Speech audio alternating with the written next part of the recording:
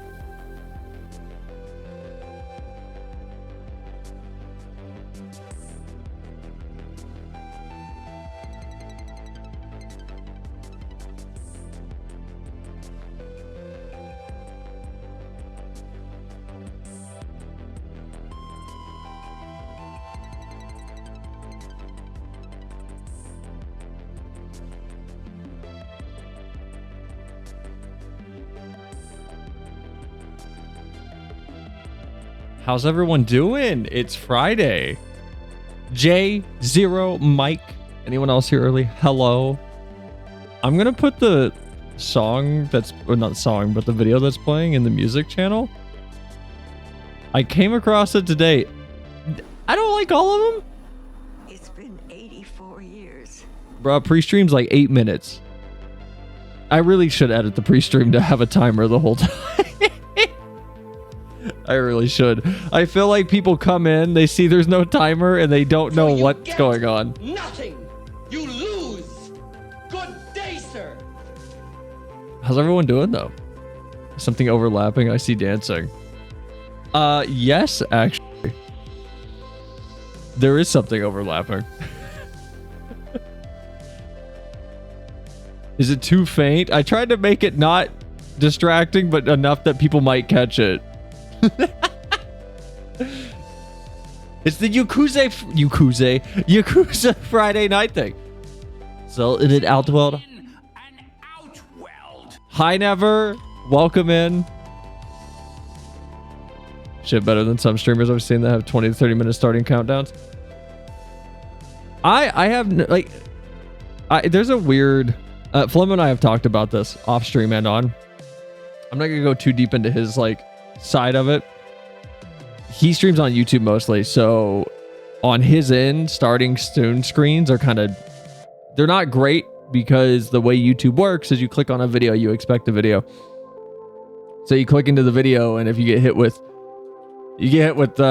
this sans the Yakuza stuff, it's kind of demoralizing to your actual drive to watch the video. But on Twitch, it's good because people don't get here right when stream starts, ever. Doesn't happen. Sometimes a few of you guys get in here before stream starts, which is cool, but please know I might be 5 minutes late. But over here, it gives people a chance to filter in and like get settled and get food. I came across a Pirate Software short that echoes a sentiment that like I have, and I would hope a lot of other people have that have consistent schedules with streaming, which is stream is it's a TV show, it's a podcast, it's something that you tune into, it's something that you show up to, and if it happens at the same time consistently, you can feel more confident in selecting it as like a method of entertainment to distract yourself with. I like pre-streams. I think they're fun. But I'm also one of those people that I don't talk in chat when I'm in other streams. I never talk in other people's chats unless it's someone that I like know. So like Flim, I'll talk in his chat. But even then it's short and then I stop talking. It's mostly, I like seeing people on the pre-stream being active in other communities and like talking to each other. I think it's cool.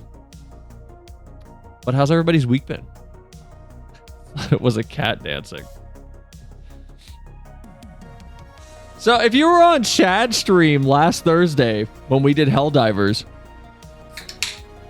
you probably remember me not playing and me bitching the whole time in the background while they played that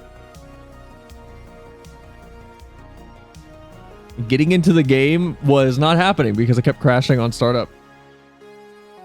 I fixed that, but if you pay attention to Helldivers at all, been rough. I'm hanging in there. Hope it gets better, dude. Like, stick it out. Find a way through whatever's going on. Even if it's a method through it that is like essentially crawling through it. Just get through it. You made it this far. You can overcome it. Ghost of Tsushima is coming out on PC. Hades 2 is entering early access, hopefully, both just before my B-Day. We're going to get to Ghost of Tsushima in a second. For people that don't know, Sony put up a little announcement for Helldivers.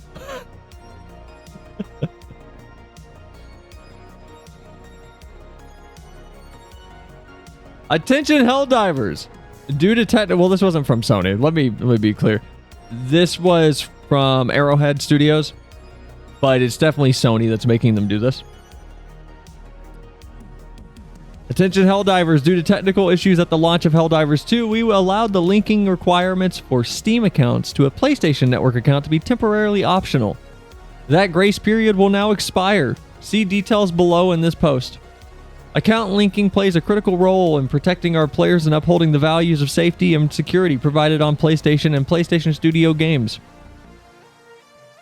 This is our main way to protect players from griefing and abuse. by enabling the banning of players that engage in that type of behavior. It also allows those players that have been banned the right to appeal. As such, as of May 6th, that is Monday, for the curious, all new Helldivers 2 players on Steam will now be required to connect their Steam account to a PlayStation Network account. Current players on Steam will start to see the mandatory login from May 30th and will be required to have linked a Steam and PlayStation Network account by June 4th. We understand this may be an inconvenience to some of you. This step will help us continue to build a community that you are all proud to be a part of. I guess I'm done playing Helldivers, even though I only play it on stream with Shad and Gravel in them. I guess I'm done playing Helldivers. I'm not linking a PlayStation account. And before we get too far into this, because I know YouTube people don't watch the full video, I want to hit on a point that people like to yell about right now, which is Sony has a lot of data breaches. So does every company. If we're going to talk about Sony having a lot of data breaches, for anyone curious of how many data breaches Sony has, flashbang, by the way. 2023 October, 2023 September, 2017 August, 2014 December, 2014 November, 2011 June, 2011 May, 2011 April, 2008 July. All of these are data breaches that hit Sony that they talked about publicly. If we're going to talk about Sony, we need to talk about Microsoft, the other giant conglomerate that requires account linking. January 24, September 23, July 23. Yeah, another one in July 23, October 22, March 22, August 21, August 21, April 21, January 21. It doesn't matter what company you have your data with.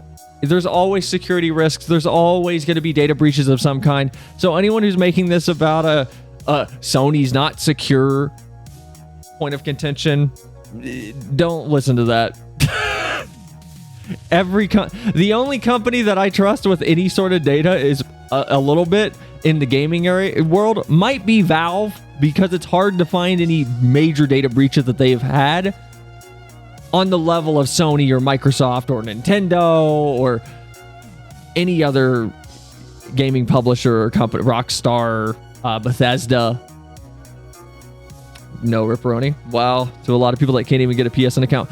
Yeah. So other than the security things, which I'm going to be honest, not even a concern. Like, again, your data is in so many companies' hands, and most of those companies are undergoing data breaches more than you would ever desire. And it's annoying. It sucks. But that's the world we live. Why are you guys so far over here by me? Why aren't you like in your pen? Why are you guys over here? Oh, we closed the pen. That's why. Hold on. We're gonna... There.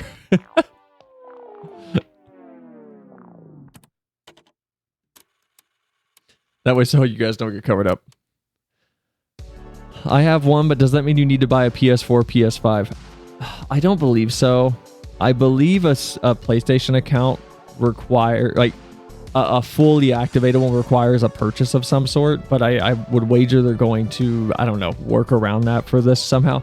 The biggest problem I've seen is one that Jay, you just brought up, which is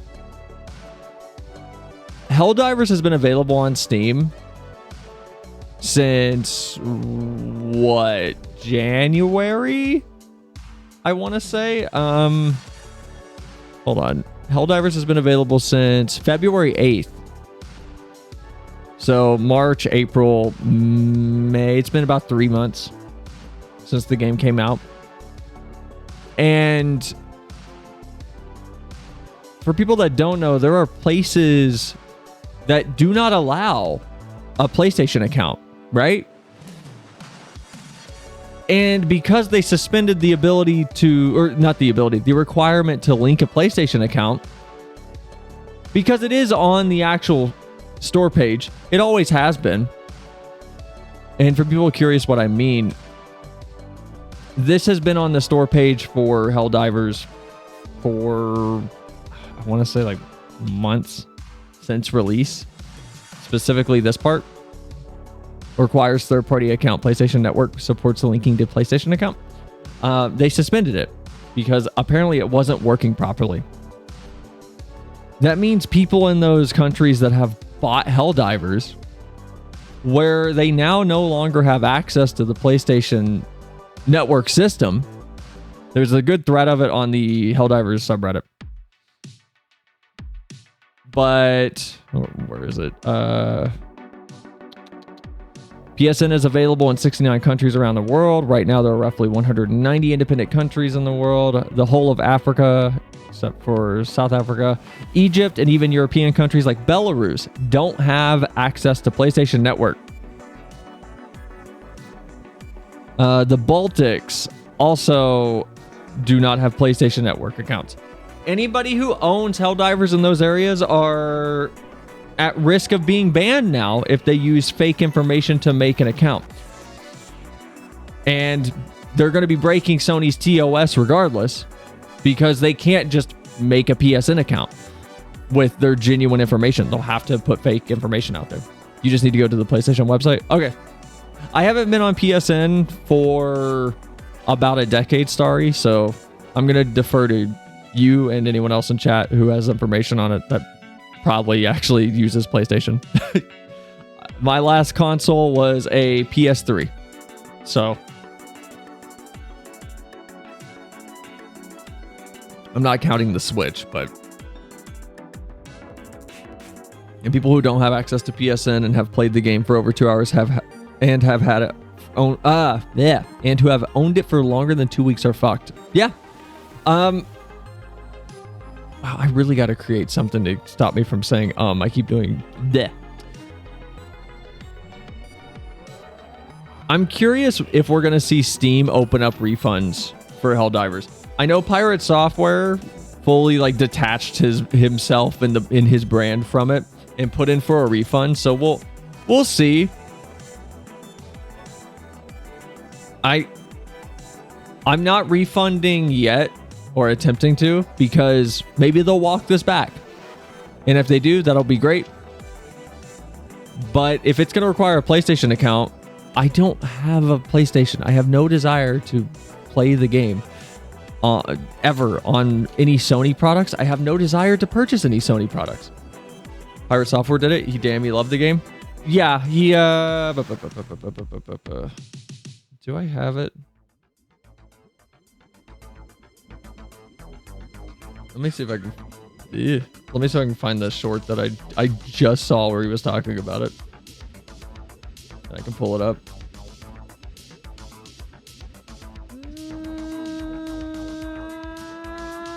Okay, I just scrolled up like 50 shorts. I can't find it. But no, he has a clip from a stream that I saw on TikTok that was essentially they removed all the channels in their Discord from it. He left a negative review and he requested a refund. So I don't know. He's really popular right now, so I assume it's gotten a lot of people to also do similar. We'll see if they walk it back or not. That's why I haven't refunded yet, because if they walk it back, then whatever. But back to what I said about Ghost of Tsushima. Am I going to be requested to make a PlayStation account just to play Ghost of Tsushima on PC? Because if I am, that's kind of stupid. It's a single player game. And if I am, I am familiar with boats. I grew up on a boat, in fact. So I will still play Ghost of Tsushima. I'll just borrow it. Pirate Soft it.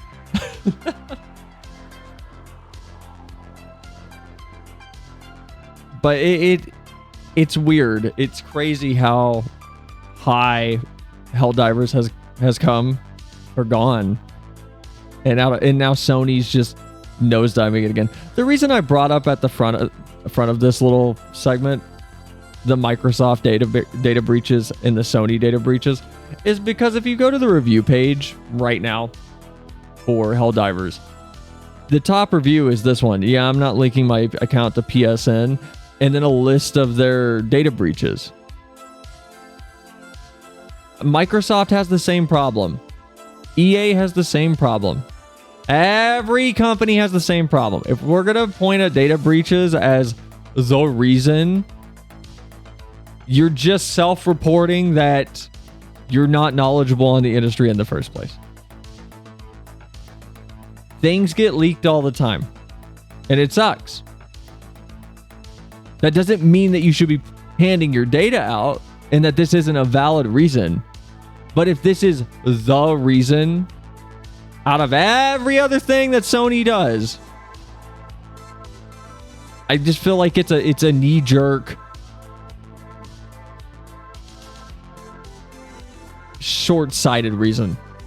What's with big game companies having to meddle with the success of games? Why? It's just money. It's money. It's like with Baldur's Gate 3. Larian immediately was like, hey, we're done. We're done with D&D. We're stepping away. And Hasbro went, man, that was really popular. We should pump a bunch of money into it. And Wizards of the Coast was also like, damn, it was really popular. So now they're apparently looking for a developer to make more Baldur's Gate games. But it's not Larian. So Godspeed to whatever developer takes up that contract. I fully expect an article in a few years that is Hasbro cancels and lays off X amount of employees from X studio working on X Baldur's Gate game. It's not that I care about the data breaches, it's the audacity they have to claim security is the reason that when we know it's the seller data. That's fair. I'm not gonna. I won't call that a bad reason to be irritated with their statement. That's completely fair. Like if that's the linchpin to your reason, totally get it. Because it is stupid for them to say, oh, it's for security purposes. And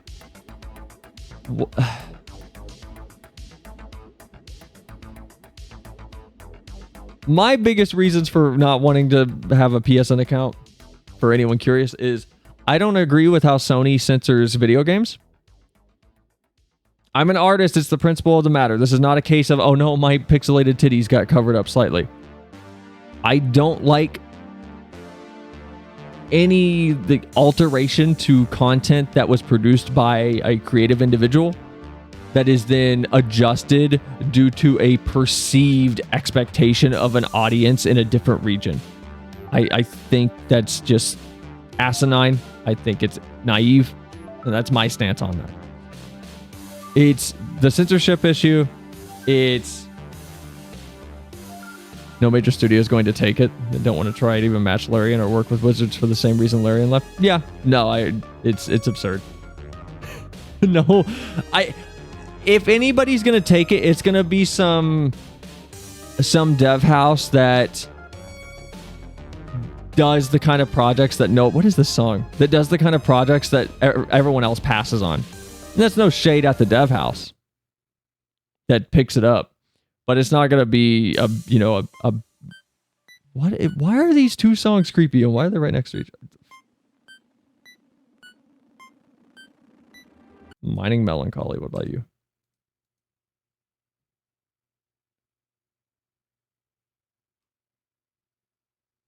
Imagine being late. Couldn't be you. But hi, Leah. Welcome in. What was my other reason? It's Sony censorship, and there was something else about Sony that I'm not a fan of.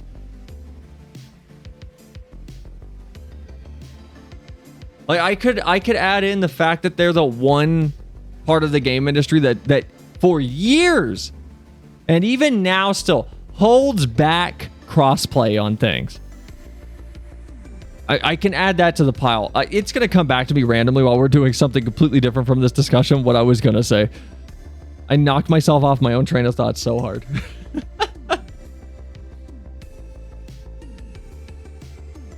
I could see THQ Nordic doing it. Maybe. THQ did announce just after closing down 2 studios. Let me see if I can find it. I posted it in the Discord. I don't know where I put it though. Where did I put that? Is it in the Gen chat? Ah, it is.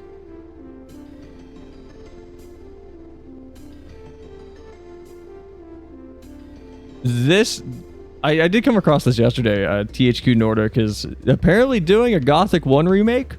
Titan Quest 2. I didn't look at the article at all, so we can learn together. Does this even have it? No. Okay, this is the whole thing. Well, then...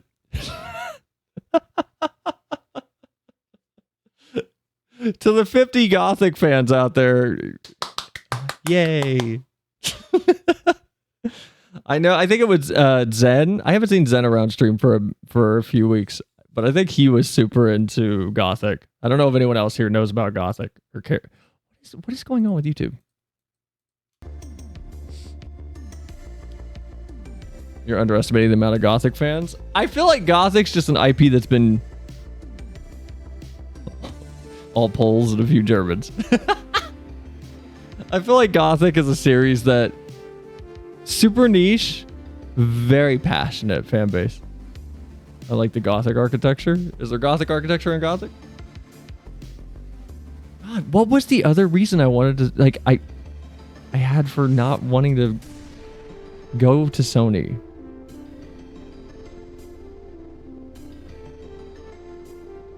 Oh, I know what it was. Okay.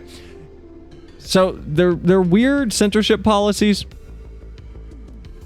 whatever the other thing I said earlier was, and the fact that they have shown no care or hesitancy when it comes to just turning off your access to games.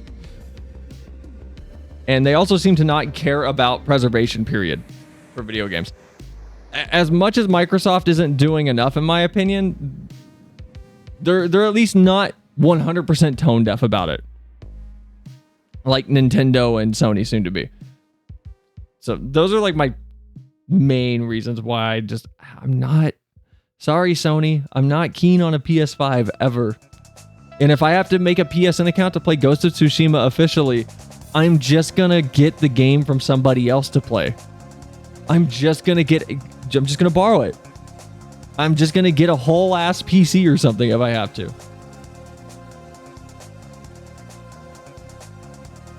Because I do not trust Sony as a company to make smart decisions that benefit the customer at all. Sony's pretty bad, but Nintendo's actively killing older games on purpose. Nintendo is...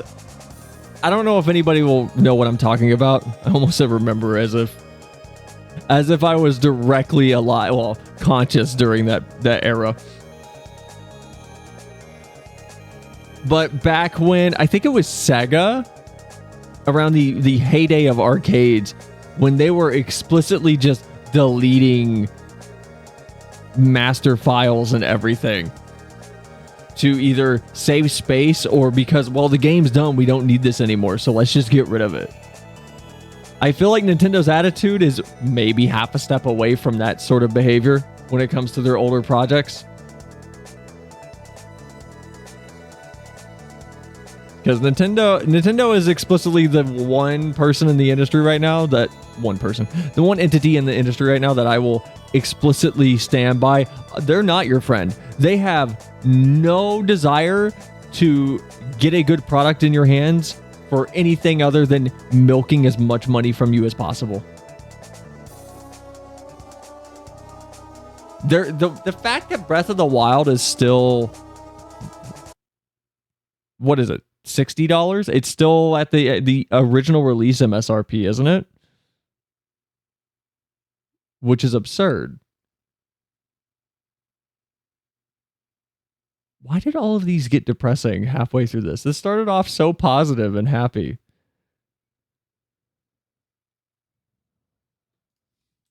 Happy Nintendo music.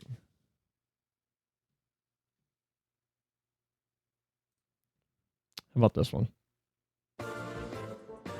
There we go. Oh yeah, thanks to Sony's greed, the number of Helldivers 2 players that are going to lose access is absurd. Most of Southeast Asia and the Baltic nations, to my knowledge, given that you can only have a PSN account in 69 of 190 countries worldwide, they detect your location doesn't match where your account is registered, you face the risk of being banned. Yeah, no, wait, like, welcome by the way, Zara. We went over that a little bit ago, but it's insane. It's... I haven't seen any company in the industry for quite a while. I mean, granted, we can very, very easily draw the parallel from Sony to, is it BGS? Who's the Tarkov dev? It's BGS, right? I haven't seen a move that seems so explicitly short-sighted. BSG, that was their name. Other than them, in maybe like 4 or 5 years, it's crazy. Battle State Games. Oh, that's what it stands for. I don't care about Tarkov at all, by the way, so that's why I don't know the developer name. Gotcha, just joined a minute ago. No worries. Welcome in. Hope your week's been going well. Little Big Planet OST? Oh, man, Little Big Planet's so good. Sony shut down the servers for LBP 3 too. Which is... I have no words. I have no words. Sony would make a killing if they would release LBP on PC. You know how much money they would make? LBP could be like a very, very close competitor with like Gary's Mod. In my head, as an LBP fan, I don't have any data to back up anything I'm saying. Same, Tarkov died for me. I hope the Gray Zone turns out okay, because I'd like to try it at some point. Speaking of Nintendo being shitheels, LBP, Gary's Mod competitor. Is that emote you're angry, or you're thinking about it now? Oh yeah, LBP games seem amazing. If they're released on PC reasonably priced, they're an instant buy category for me. They're great. I'll give you, as an LBP fan who played them, 2, 1, 3. 3 kind of lost the magic of it in the complexity I feel like they wanted to have. But 2 was basically 1 heavily refined and then just extrapolated out. 2 was fantastic. And the music in LBP was so good. I love Little Big Planet's music. But speaking of Nintendo being just awful, I don't know if anyone saw the Gary's Mod cease and desist news from what, like a week and a half ago, 2 weeks ago, where Gary's Mod was getting hit with a bunch of CNDs out of nowhere for workshop content. And at first it was, oh, it's a known troll. Never mind, guys. It's actually Nintendo. Because everyone thought it was a troll posing as Nintendo. But now the Gary's Mod dev team has to go back through 20 years of workshop content and remove Nintendo-related items. So hooray. Because, you know, there's no way fun Nintendo properties in Gary's Mod turned into profit for Nintendo. There's no way it introduced people to Nintendo characters and therefore Nintendo games. There's no way that would happen, right? Impossible, even. I'm going to say it as someone who hates Sonic. Why can't Nintendo be like the Sonic team and Sega in general and see fan projects and go, wow, that's pretty cool. Wow, that's really cool. You guys should keep working on that. What? Why can't I hate Sonic? But if there's one thing that I cannot deny, from everything I know, Sonic Team and Sega treat their fans pretty damn well. They actually encourage them. And you know what? When I see all these cool people talking about Sonic and Sonic fan games and things, I go, oh, what's Sonic got going on? Even though I don't like Sonic, I still go, what's it got going on? And I looked at Sonic Frontiers, and I was going to give it a fair shake. And I looked at it and I went, Sonic Team still can't make a Sonic game. But that's not Sonic Team's fault. That's my reaction. Yeah, I heard about that. They'll send Nintendo goons after Gabe. Yeah, because it's hosted on Steam servers for sure. It has to be that. Because they let lawyers and accountants be in charge instead of anyone remotely plugged into the fandom. I don't think it's that. I'm not prepped for this conversation. I'd have to go take a bunch of notes off stream. Copyright law does not exist in Japan the way it exists over here. We have a very lax copyright system because we have a copyright system that allows like parody and fair use. If I am not mistaken, I believe Japan's equivalent is essentially non-existent. Son, I promise you this. I will give you the best criminal defense money can buy. If anyone in chat knows more than I do, and you can provide like a link to back it up, let me know. Don't post the link without asking because you will get timed out automatically. But from my understanding, Japanese copyright law is essentially if you want to use the IP period, you need explicit permission. You cannot just do a parody and it's like, oh, that's fair use. Nintendo is a multi-international company, though. I'll compare it to this. A person nearly died, but a paramedic brought them back to life, and then they sue them for the broken rib. Well... Wait, has that actually happened? Has that happened? Because that's one of those cases where I'm just going to walk away going, God, I hate people. Anybody who voted in favor of suing someone who did CPR to keep someone alive, if they did not have a DNR, if they had a DNR and then they kept them alive and broke their rib, okay, fine. That's a little more, they specifically had a legal request to do not resuscitate. But if they didn't have that and then they kept them alive with CPR and broke some ribs, then you're an asshole. The EMT or whoever was just doing their job. You're just an asshole.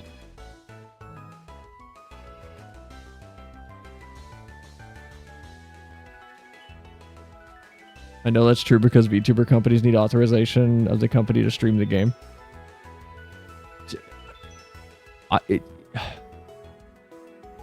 Streaming guidelines for any games coming from a JP developer are wild. And they're wild because they're confusing half the time. Let me go grab the Kingdom Hearts streaming guidelines.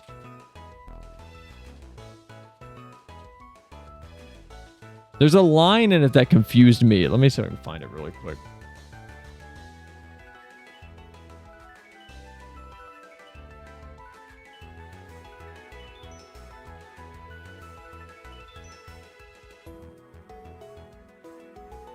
Yeah, here. We're not going to read through all of this. But this is the streaming guidelines. Like all of this, if you want to stream Kingdom Hearts. You may not use materials except expressly described in permitted uses above. You may not use any other materials owned or controlled by Square Enix without Square Enix's prior written consent. So am I not allowed to like show FF14 on stream at the same time as Kingdom Hearts?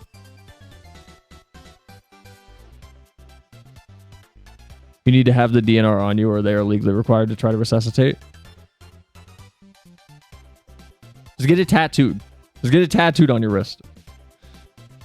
Heard the story about a paramedic getting sued too. Not sure if it happened, but I think there's a legal precedent for protections, at least in the US. I would wager probably. It gets muddy if they do have a DNR. But it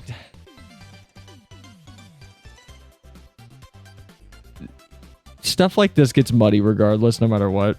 And it's always frustrating whenever the logical thing isn't the conclusion.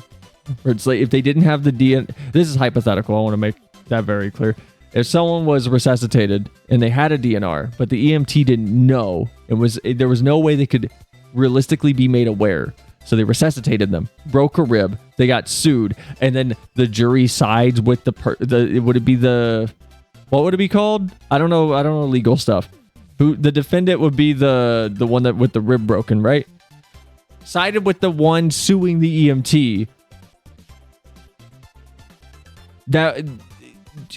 No, that's stupid. That's dumb. That's not the correct outcome. EMT would be the EMT. No, I know, but in the legal situation, the person with the broken rib, would they be the defendant or the plaintiff? I don't know anything about lawsuits. Plaintiff is suing you. Defendant's being sued. Oh, okay. Not me getting scolded. You didn't save me. You ruined my death. You didn't save my life. You ruined my death. Love that scene.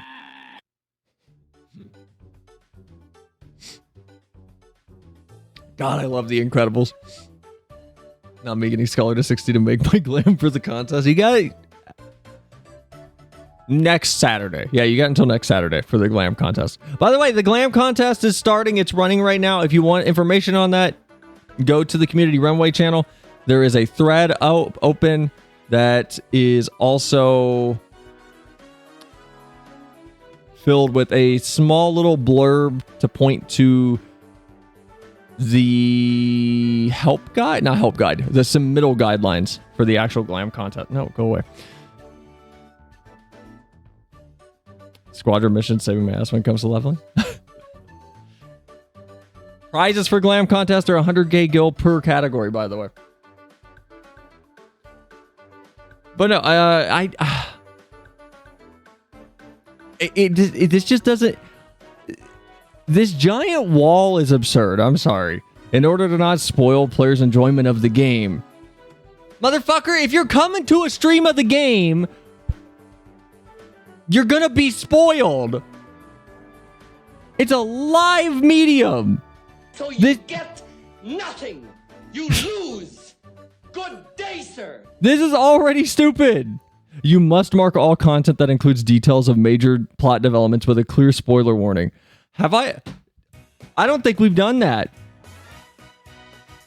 I feel like the spoiler warning is implicit since it's a full playthrough we're doing. I feel like you come into a Kingdom Hearts stream that's titled Kingdom Hearts First Time Playing and you should know there's a spoiler. But there are a lot of games like Persona, I believe, has a giant wall of random things like this. And I think it was SMT.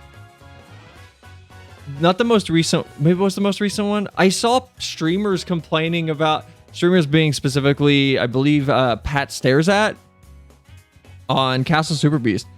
I believe he was talking about a few months ago that the email for the stream requirements for it that they sent out spoiled him on big plot things because the requirements specifically mention like a boss at the end of the game that has a name that very, very easily gives away a plot point. I don't get it. Is the expectation of a live stream where the game is being played such that, oh, the game's not being played, they're covering the game? Because I don't get it. Also, hi Evie, welcome in. Do not make any misleading representations. Examples: claiming the content created by you was approved by or is official without a separate written agreement in place. Do not produce shared content other than expressly contemplated by these terms. For example, you must not collect and distribute materials via other media. Okay, so you can't make a book or something. Okay. Any content created for you must comply with any applicable regulations and laws, blah, blah, blah.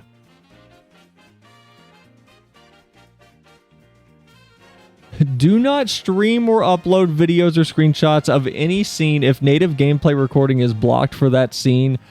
Example, the ending. I'm on PC. I don't know. Like, how do you block native recording on PC? What does this? Does this mean that when we get to the end of Kingdom Hearts, if it detects OBS recording it, you guys just get a big black square on the screen so you don't get to see the ending of Kingdom Hearts? You may only use materials from an official licensed copy of the game. I believe that makes the part of stream where I showed a weird borderline Rule 34 Yoshi image where he's showing his asshole to the screen. That would, for transparency, that was TOS friendly. It was not as raunchy as I'm making it sound. Does that mean I violated this in some way? I love to make my content around a giant wall of text. I doubt they enforce any of these. They just need to make some suit happy. From my understanding, at least Atlas does police this type of nonsense that they put on SMT and Persona.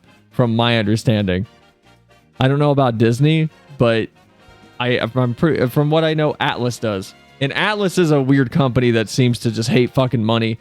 Because they took years to put Persona on PC. Years. And they took years to remake some of the old Persona games.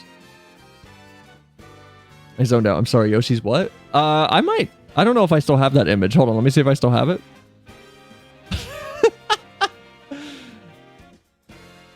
I might still have it. Hold on. Did I get it out of Discord? Or did I save this? I don't know if I still have it. I may have gotten rid of it.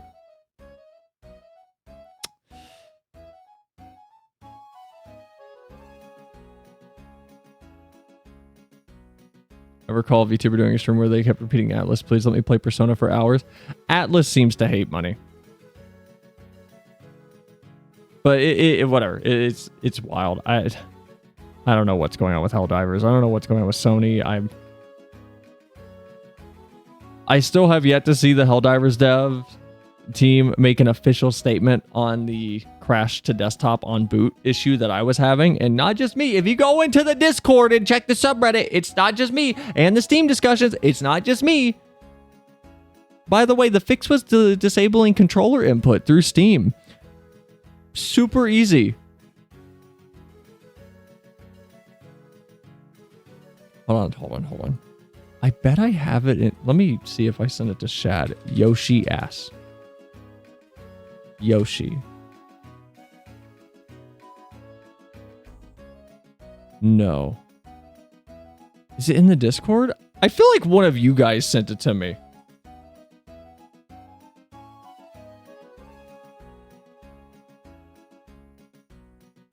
I feel like somebody in the community sent it to me. Not me.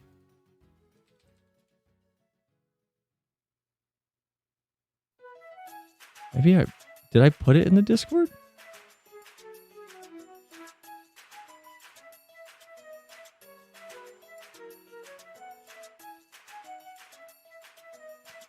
I'm never going to be able to find it. I don't know where it is. I'm never going to find it.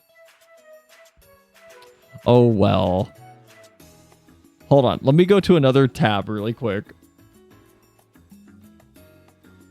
Yoshi showing. Let me see if I can find it. Okay. Hopefully this doesn't... If OBS switches to another... Hello. If OBS swaps to another window, I might get banned.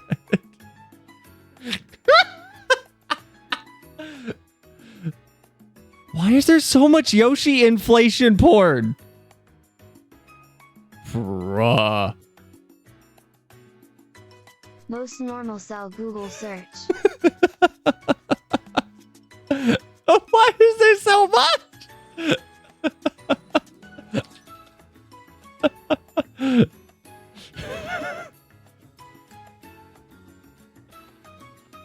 I can't find it. Hold on. There's so much. Okay. I can't find it. Wait. I can't find it, but I found a close second. This one's like way more well drawn. All right, this shouldn't get me banned. This should be fine. So it was close to this, but it was more like MS Paint like.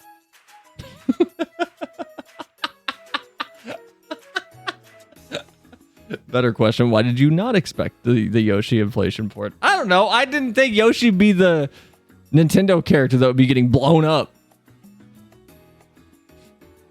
Hello, keeping my watch streak alive. Hi, Storm. Welcome in.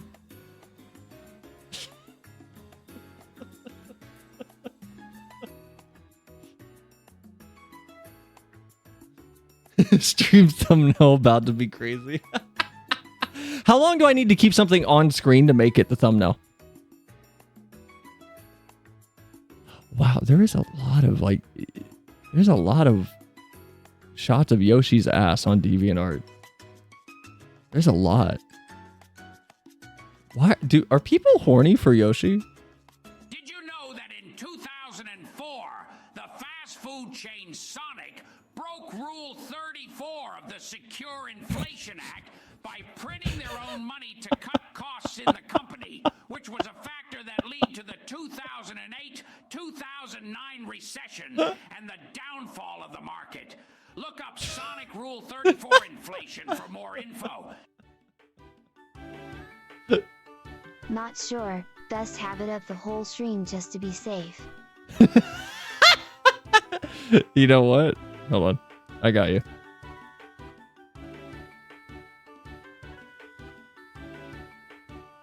No, I got you. You know what? You're right. I got you.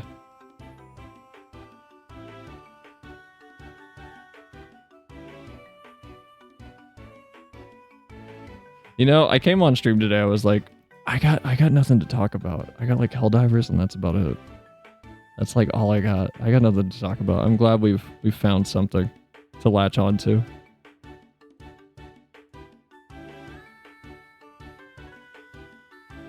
By the way, Sunday, Flem and I... Okay, so Kingdom Hearts is pushed from next Sunday, or this coming Sunday to next Sunday. Flem and I really want to do another Ocarina of Time randomizer. So we're going to do another all-day stream starting at like 2 p.m. Because we really want to do one. There we go. Now we have this. This can... Where do I put this? What if I put it like right below chat? So you can't miss it? I can just put it right there. I could put it like really tiny next to the goal. Oh my god. Gonna look it up right now. You're so close to... Wait, but you were so close to getting close to the end of getting close to the end? We did beat it though. We beat the last one. We did beat the last one. Can I just leave this up for a minute so the stream thumbnail just gets taken over?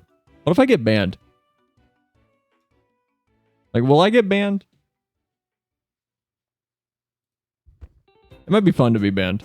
I get to take time off. We can stream on YouTube for like a week.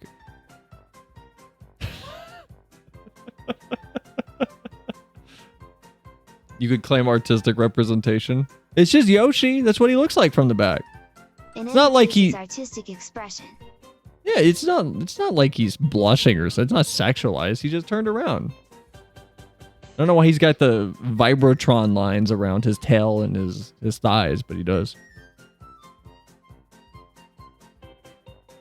Why? So, okay, I don't know why I'm surprised there's so much Yoshi imagery. I feel like in my head, Birdo's the hotter one. At least to me. Why is my phone not oh, I didn't even plug it in. That's why. I feel like Birdo's the hotter of the dinosaurs.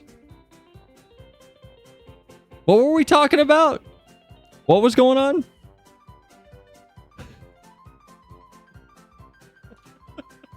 Wait.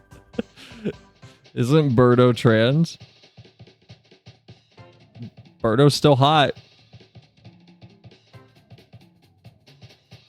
Why Vibrotron lines? Because There's jiggle on account of being all caked up. Oh, they're jiggle lines. Okay.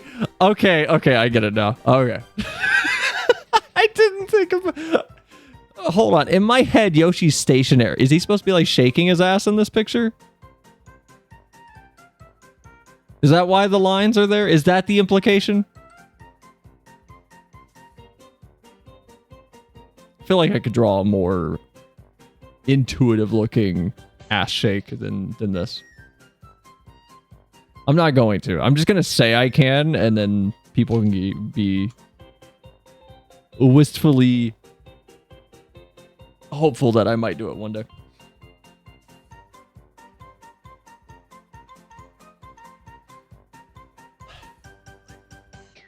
Before we move on from the Helldivers conversation, by the way, this did come out.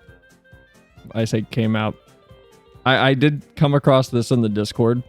Where do I put this? I don't even know where to put this. Oh, I'll put it down here. There was a post in the Discord from one of the community managers for Helldivers 2 that very explicitly said, first of all, it's Sony's decision, not ours. Secondly, we don't have all the details about region-related issues yet. We're chasing Sony to get more info. This was in response to a post that was essentially, why would you guys do this? You're ruining Helldivers 2. So I would assume the Helldivers team's not happy about this either, and I just bring it back up because I didn't say it before, but I do want to say it just so I can include it in the YouTube video. Don't get mad at the Helldivers teams. I doubt anyone on the Helldivers team wanted this. I highly doubt they did. If I'd be baffled if any of them would want this on their game. Don't get mad at them. Be mad at Sony. What are those lines in the lower left corner? This one? The thumbnail was immortalized in the Mamie channel. wait, did it actually get it? Hold on.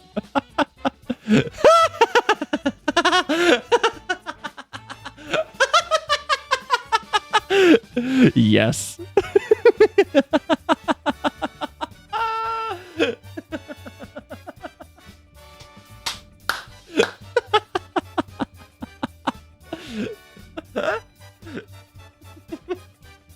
Yes. Thank you, Evie.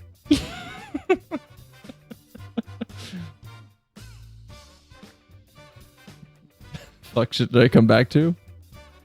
I don't know. I mean, clearly we're not doing that now. We're looking at this. We were just wrapping up the Helldivers section, but hi Zero, welcome back. Icons or avatar, lower left, not right. Cell is even pogging in the bottom right corner. Pogging? I don't know if that's pogging. Is it pog? What's the pog face look like? Hold on. What does the pog face look like? How'd that get in there?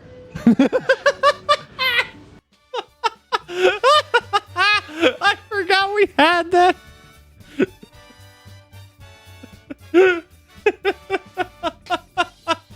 That's my favorite Spider-Man meme.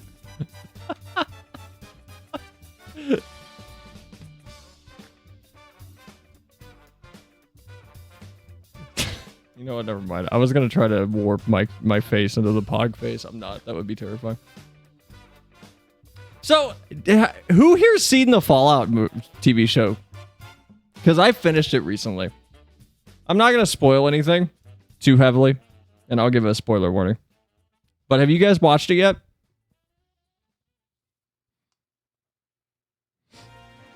No pog cell. Look. Here, I'll promise this. The next emote we add will be pog cell. Ain't watched it, don't plan on it. What? It's so good! I have it. It's so good. If you like Fallout, you will like it. I promise.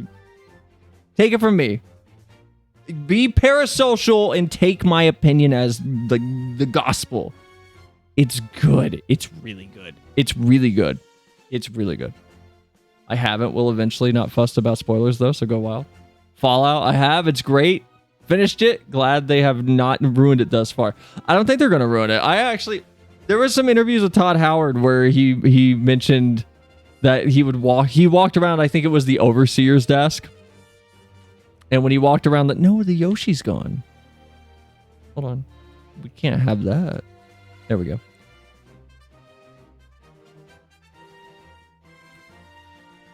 When he walked around the overseer's desk, the little stacks of paper and things were actually genuine pieces of information from the lore. They weren't just, empty things of paper that they strewn around to make it look like there was paperwork, but they actually had information written on them about the vaults and like the residents in them, and they actually had detail where the camera would never see, just in case, and just to, I guess, immerse everybody. All I'll say about the Fallout show before I get into any spoiler territory, and I'm going to keep spoilers light because I would feel hypocritical if I did a full spoiler stream out of nowhere. Maybe we will one day, but I'm very vocal on stream about it's not my responsibility or my obligation to take the fresh experience away from anybody. So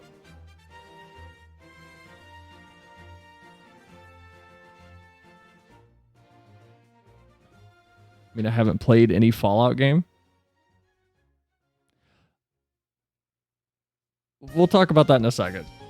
Because the show has made this weird situation for me as a Fallout fan, and I've heard it echoed from every Fallout fan I've talked to that I personally know. But I feel like the show has captured everything about playing Fallout, and I feel like it's made by people who care about Fallout, that actually played the games and understand why people like them. The crazy over-the-top gore, the goofy interactions you have with characters, the deep moments that come out of nowhere and just sideline you and immediately are bookended by more goofy nonsense. The constant just, hey, there's a random thing over here. The stream contains spoilers for the Cell stream. But I feel like people cared about it, and hearing what Todd Howard had to say, where around the set they genuinely had things from the game that they 3D printed out via files that Bethesda was being requested to send over. And not just that, the little nods that they threw in to people who know Fallout, yeah, they're teasers, but they're subtle teasers. All right, we're gonna get into slight spoiler territory. If you don't want to be spoiled here, I'm gonna put text on screen really quick.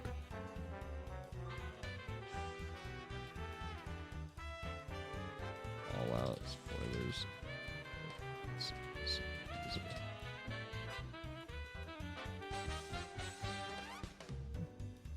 There, I'm gonna put this on the screen. If this text is still up, I'm still talking about spoilers. 3, 2, 1. All right. Little things like at the very end of the show, when there's a very calm, non-assuming pan across all of the people involved with Vault Tech, like Robco, and you see Mr. House. There's no attention drawn to Mr. House. It's just a guy. And if you haven't seen Fallout, you don't know who Robco is. You don't care what Big MT is. You don't care what Big Mountain is. But if you're a Fallout fan and you know the lore, you're freaking out when they show up.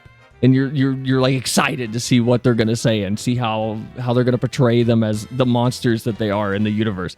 It's super cool, but also very unassuming. So people who don't know Fallout aren't being bombarded with this moment that they should react to with, should I be excited? I feel like I should be excited. And Fallout fans aren't getting that weird overload of, hey, you played the game. Do you see the reference that we put in front of you? Do you see the character you recognize? It's all very subtle. It's all just off the cuff. We're gonna blow past that. When they use a stim pack, it literally plays stimpack.wave. When they use a Pip-Boy, it uses Pip-Boy.wave to turn a knob every time. Or if they use jet, it's the jet sound from the game. We're not going to call attention to it. We're not going to... I took my headset out. I took my headset out and only see this fussy cat going meow, meow, meow, meow, meow. Everything that most adaptations get wrong with trying to be too either pandering or too standoffish with because they're scared. I didn't see that once, and that's why I feel like it was ran from all directions by people who cared about Fallout and understand Fallout. Vault-Tec was not even introduced to be the bad guy at all until far later in the series than I would have expected. It was kind of just wandering around with a main character from a vault for a little while who's just clueless about the wasteland. And people who don't know Fallout honestly might be turned off by the writing for the main character or Maximus, the Brotherhood of Steel guy, and maybe even the ghoul that we followed around. Because they're written like Fallout characters. They're weirdly shallow but proactive about getting things done. Just like a Fallout character, which is the type of writing that as a Fallout fan I adore. I think it's hilarious and fun.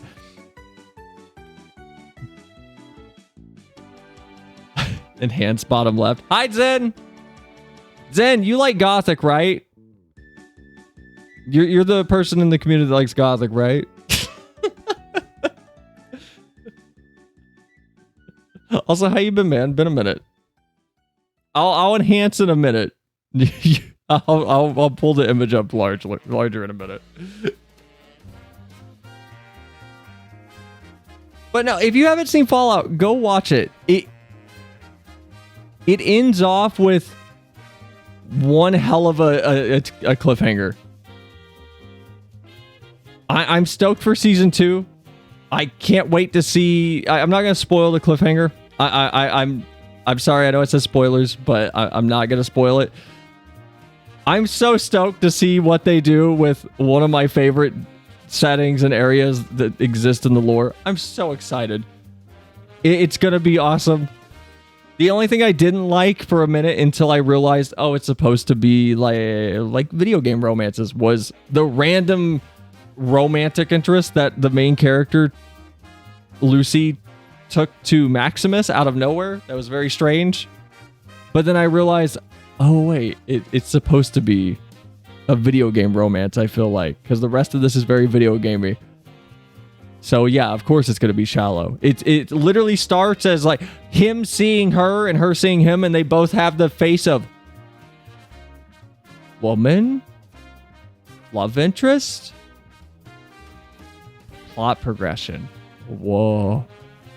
They share like 3 words, and then they don't see each other for 3 or 4 episodes, and then they immediately just, to quote episode 6, "Do you want to explode my cock now?" I believe is a line that gets said. I'm pretty sure. I think I'm not paraphrasing too much. What's your favorite faction? In the show or in the games? My favorite faction in the games is probably for their attire. I love the NCR. But I think Enclave and Brotherhood of Steel are both the same exact group. They're just like, one has a slightly different quirk to them, and they're both annoying. I do like the Caesar's Legion plotline in Vegas. I had a really fun time with Caesar's Legion. Because it kind of triples and quadruples down on you being the bad guy. Psych, I love it. Okay, we're going to move on from Fallout. Go watch it. If you like Fallout at all, you'll have a good time. It's very, very fun. It's very faithful to the atmosphere.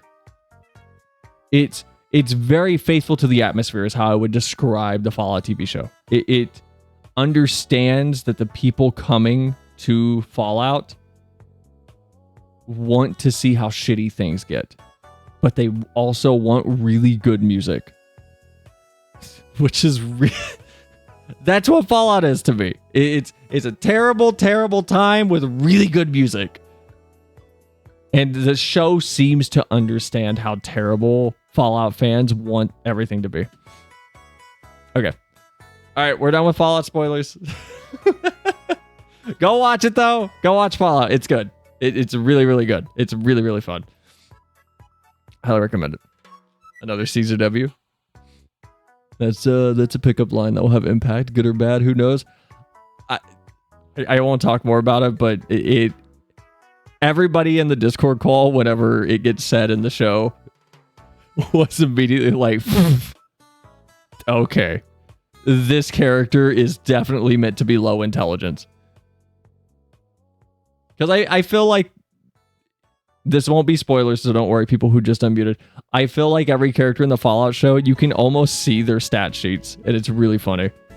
You can almost see. I would not be surprised if the people behind the show came out and went, "Yeah, we had a little chart to determine how intelligently they should be talking or making decisions."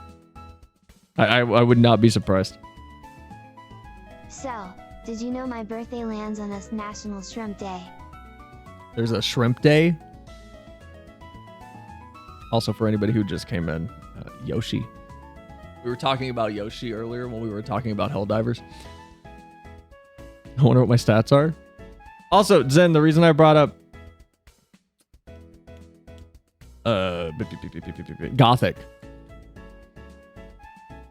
THQ Nordic's apparently working on a Gothic remake, so hooray.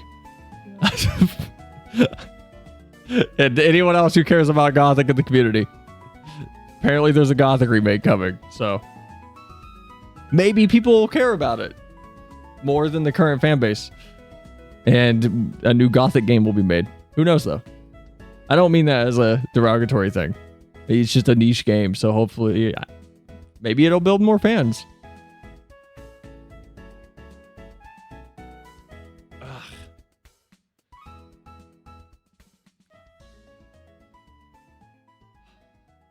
Speaking of Fallout, though, I tried to go...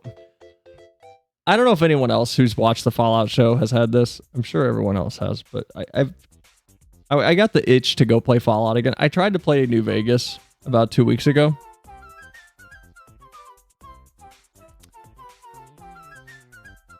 I can't. And this is where I said I wanted to talk about something, which was... Who was it?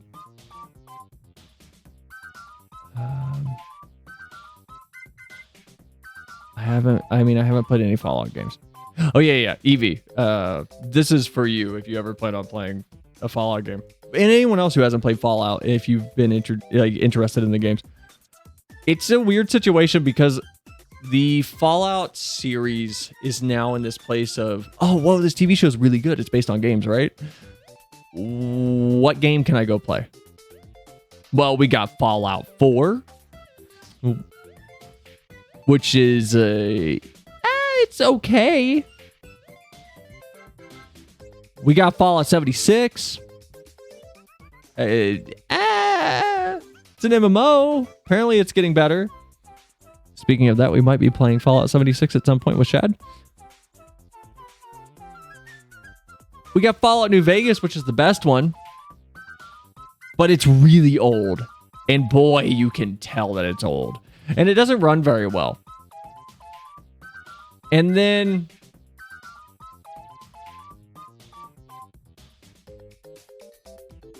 there's Fallout 3, which is probably the best geographical world building out of all the Fallout games. But it's even more clunky than New Vegas. So I don't know how you can suggest people get into Fallout right now, which is really hard.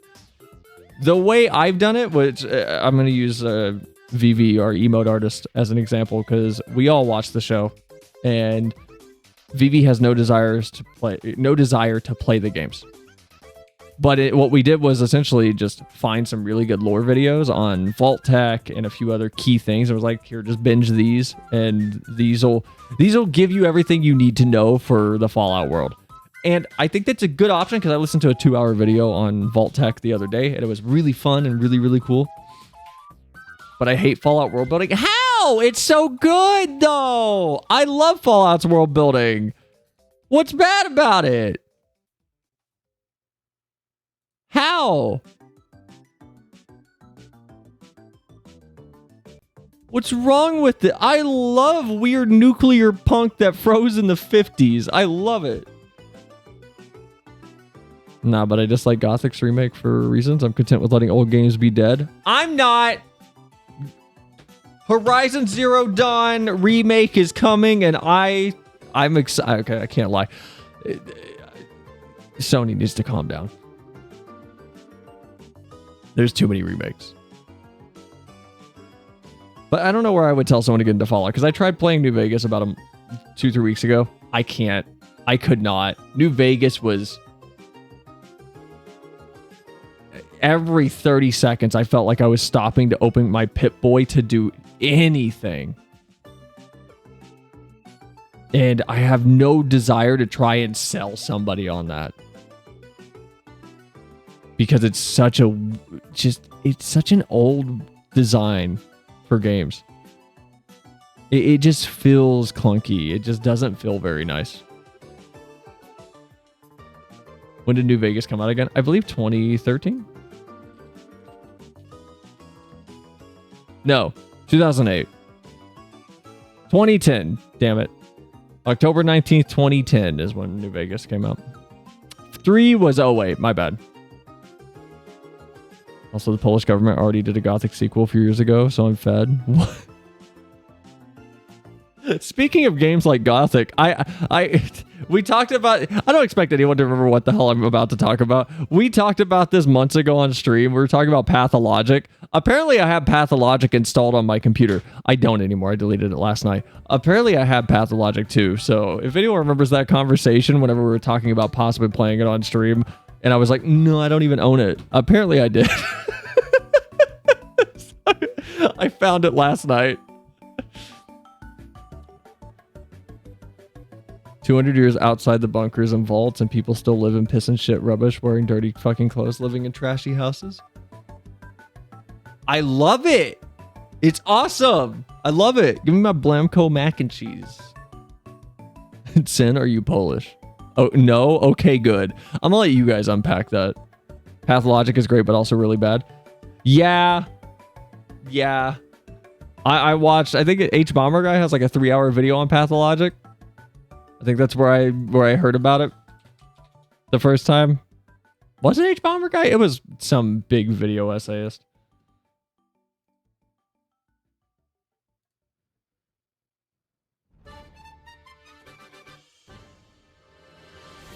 I had milk candy yogurt some days ago. Pretty good. I don't think you'd survive in the wasteland.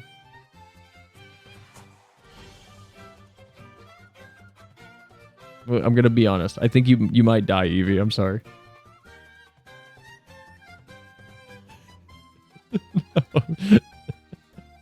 I had just watch Mandalore. Mandalore's so good. The Mandalorian. Can we watch a video? I wanted to watch a video with you guys. We haven't done like a raw react in a while. Can we watch a video? I want to watch a video with you guys.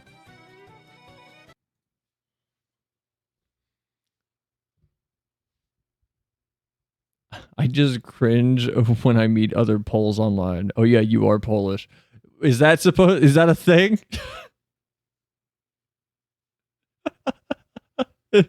thing? Is that how that works?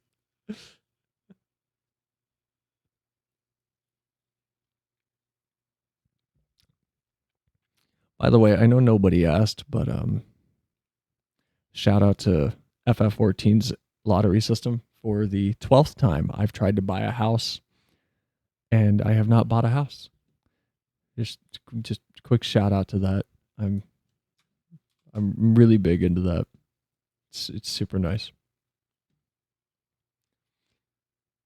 Luck issue? Yeah, sure. I just like a lot of the milk candy flavored stuff, ice cream, candy, cookies, lollipops even.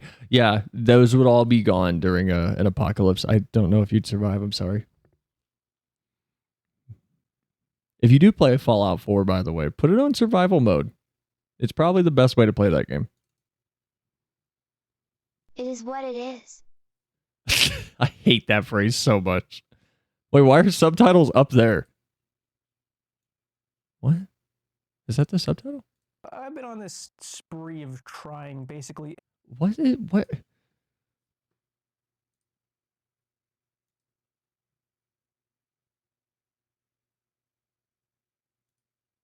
Why does it keep doing this? Stop it. Why is there a window? Stop. No.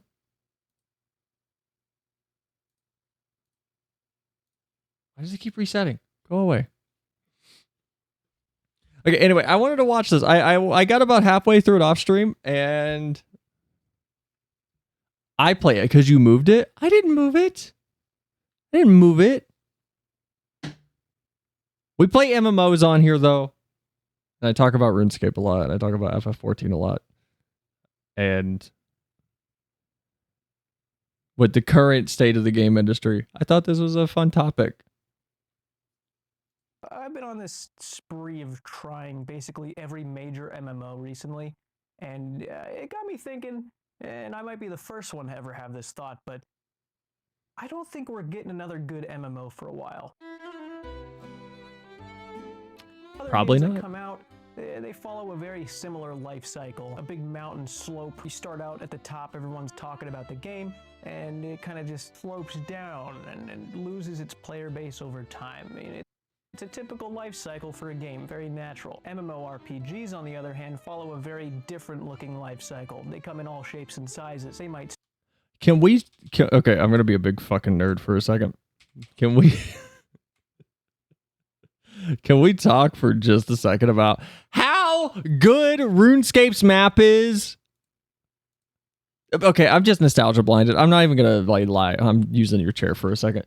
You can see like the Grand Exchange down here. There's the Grand Exchange. There's a like the wall that you can hop over into the member area. What's RuneScape? What do you mean? What's RuneScape? What do you mean? What's RuneScape? No. Oh my god. A game Brazilians play. What are you talking about? Man, don't ask me what RuneScape is. You're making me... It's not even like I feel old. I just feel disappointed. Come on, man. Asking me what RuneScape is. That's a wild question. This is RuneScape. That's wild. Oh my god. Don't know what RuneScape is. It was my life for over a decade. And it's awesome. Coincidentally, is it like Minecraft? No, okay, so RuneScape is... God damn it. Why So are the runes escaping though? So RuneScape is... It was one of the first big... I feel like this is almost reductive, but AFK based MMOs, and I don't mean AFK in a bad way, but in a way that is the exchange grand? Man, I can't even boot up RuneScape and like show you guys. Wait, yes I can. Hold on. I'm not gonna boot up RuneScape now. We're not. You're okay. I gotta work on my like React tactic because last time we watched, what was it? An 8-minute video and stretched it into 2 hours. Y'all are about to make this one take way longer. This is not a short video. Oh no, what's my RuneScape password? No. Oh no. Is RuneScape a phone game? It is now, and it's actually really good. I actually highly recommend old school RuneScape on phones. I'm not kidding. It's actually a really good idea because it plays really well. Don't play RuneScape 3. RuneScape, you need to be a member to sign into this. Stop putting me on members worlds then. Put me in this one. Let me in.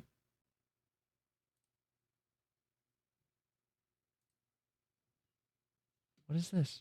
What is this? No. Just let me in. Yay. RuneScape. RuneScape. Are we in FF? Oh, we are in FF. I'm going to move us to just chatting. We're not going to get to what I wanted to do tonight either. God damn it. Y'all are making this take forever. I'm blaming you guys.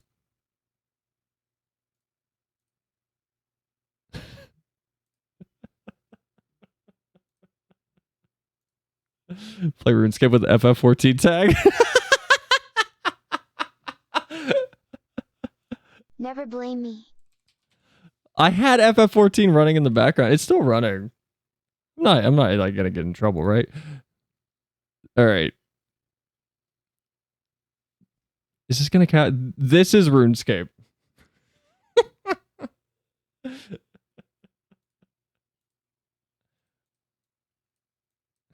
The lowest settings. Shall run. Escape. Sell! Quick!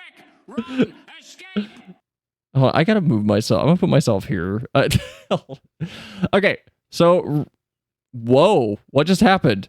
What? Whoa, whoa, why is it doing that? Why is it doing that?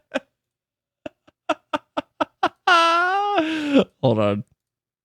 All right, there, we'll do this. I don't know why it's doing that. Yeah, Don Trolls lit. Okay, this is RuneScape. It doesn't. So when I said it's like the first AFK game, big MMO. Can you guys even hear it? Is it even capturing the audio? There it goes. This is RuneScape. It is a leveling based MMO. It's not like FF14 where you're like doing a story. It is explicitly a game where you're leveling things. It is a game where your stats are everything you're doing. Where is this? There it is. Buying GF. There you go. Leo knows. So in the bottom right corner, I'm on a new character, by the way. But all of your stats go from 1 to 99. And you have things like attack, you have hit points, you have mining, you have strength, agility, smithing, defense, herb lore, fishing, thieving, magic, rune crafting, construction. So it's Dark Souls. Yo, Don Trolls lit. Like, I'm trying to share a part of my childhood, alright? New FF14 patch is wild.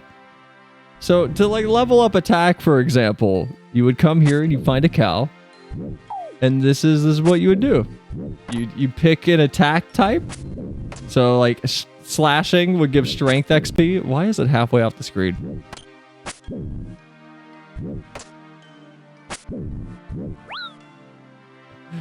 Slashing would give strength XP. Stab would have a shared XP pool.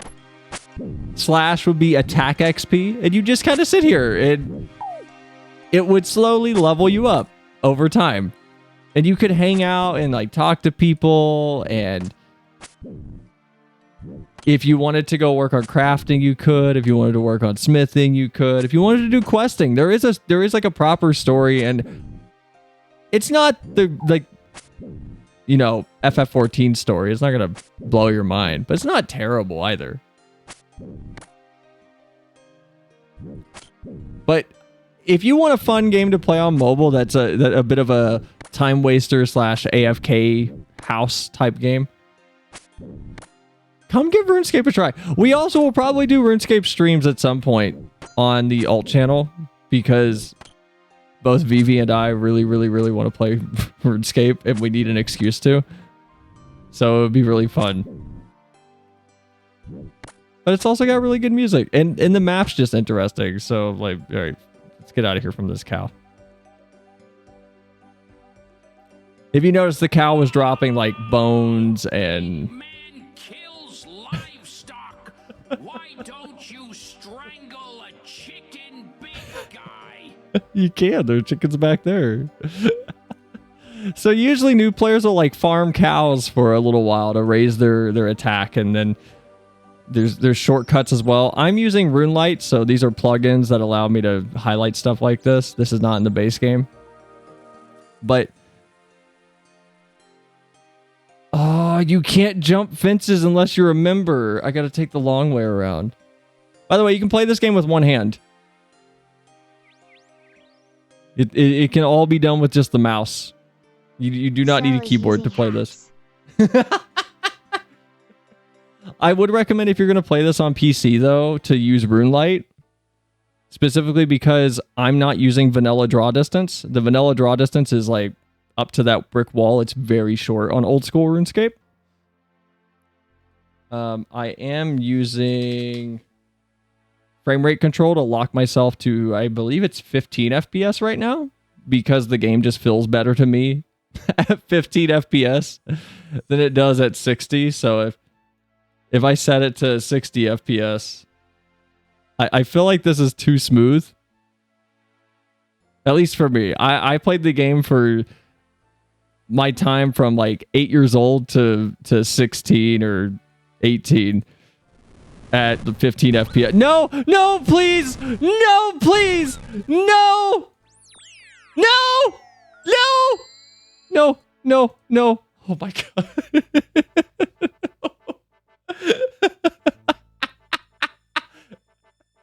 Anyway, this is RuneScape. I recommend, it's free. I recommend it. I recommend old school RuneScape. It's super fun and charming. All of these houses have things in it. Like, there's barbers and like clothing stores and like smithing and oh, here's something that RuneScape hounds will know. Someone is leveling fire making. So to level fire making, what you'll do is, because there's a bank right here, you'll stock up on supplies and you'll walk out of the bank and you'll just spam click on build fire and you'll just build as many fires as you can to level up your fire making. And then when you run out, like that guy just did, you run into the bank and you grab more materials and then you come back out and you keep building your fire. But anyway, what we were talking about, the map for RuneScape is huge. Like it is genuinely gigantic. It is Fire, a lot. Fire. It is a lot. If you're a free user, you basically get access to, I believe, all of this part of Al-Kharid Desert. You get access to the central area, so you're kind of locked off after this wall right here. You're locked off on that wall. You get the wildy up here, but you can't go past this wall. Like, you're kind of locked in here. That's your free area. If you want to access everything else, you have to be a member. But it's a pretty good sized map, and there's a lot of stuff to do. And the music is just fun. And like I said, the way the game is set up, you just level your skills and you hang out and talk to people. And if you want to trade, you can come up to the Grand Exchange up here. So you just grind. Yeah, kind of. But it's a grind that's very social. Like the idea behind the grind is you just hang out and talk to people. It's not like FF14 or where you're so busy doing the grind you can't talk to people. Instead, it's your grind is the thing that lets you talk to people. So you can just kind of hang out and chat. And this is the Grand Exchange, which I'm going to be honest, if you want to see how to do inventory and market boards in a game and how FF just doesn't understand it fundamentally, come play RuneScape for a little bit and compare the two. Oh, I get that. Tried to play Red Alert 2 in a 60 FPS. It felt so weird. There's just something about some games that it feels like they were designed to be played at a low frame rate. And RuneScape is one of them. Because back in the day when I would come up to the Grand Exchange, the way I knew I was getting close is when my frame rate would do this. When this became my frame rate, this was the Grand Exchange. Because there were probably 1,000 people here in the heyday. It was super fun. We played at a variable frame rate of 4 to about 16. It felt like at all times. But yeah, that's RuneScape.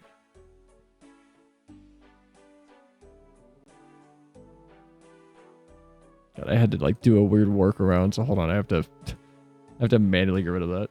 That do be RuneScape. Hey, welcome in, man. Tell app. You all asking what RuneScape is killing me though. Oh my god. Sizes. They might start out with a bang, they might start out at the bottom and work their way up. But basically the way you know if an MMO is good and it had any sort of success long term over the span of many years, it kind of looks like a real fucked up EKG. Like it's the game's pulse or something. Never healthy or stable, but it's there, which is what counts. It's been quite a while since we've seen a real banger of an MMO. It kind of feels like the MMO industry has always just been this game of king of the hill, and the ones at the top have ascended so high that there's really no catching up to them. It's really He makes a good, again, for transparency, I watched to about here. This is where I got. So I got 6 minutes into this video before I was like, I want to watch this on stream. I'm going to pause. He makes a good point later about this. But and I'm gonna reiterate it again probably when he makes it. But there's some people who play MMOs. Do you have any desire to go play any other MMO, like at all, alongside the MMO you have? Nope, I don't. I have no desire. The only other MMO I have a desire to play is RuneScape, and it's specifically because RuneScape offers something FF14 does not offer to me. I got 3 MMOs I play. What 3? I'm curious. Yeah, I don't. Maybe during content drought. Even that, we'll talk about this tomorrow. So I'm trying to keep. This doesn't mean you can't talk about FF right now. For stream topics that I bring though, if the conversation moves to FF14, it moves to FF14. But I'm trying to keep deep FF14 stuff on FF days. But it's interesting that you bring up the content drought, because there's a game fact thread that I want to talk about tomorrow that I found of someone that's like, man, it's really hard to just know that all the content is useless in this game until Dawn Trail's out, and then it's only going to be fun for 2 weeks.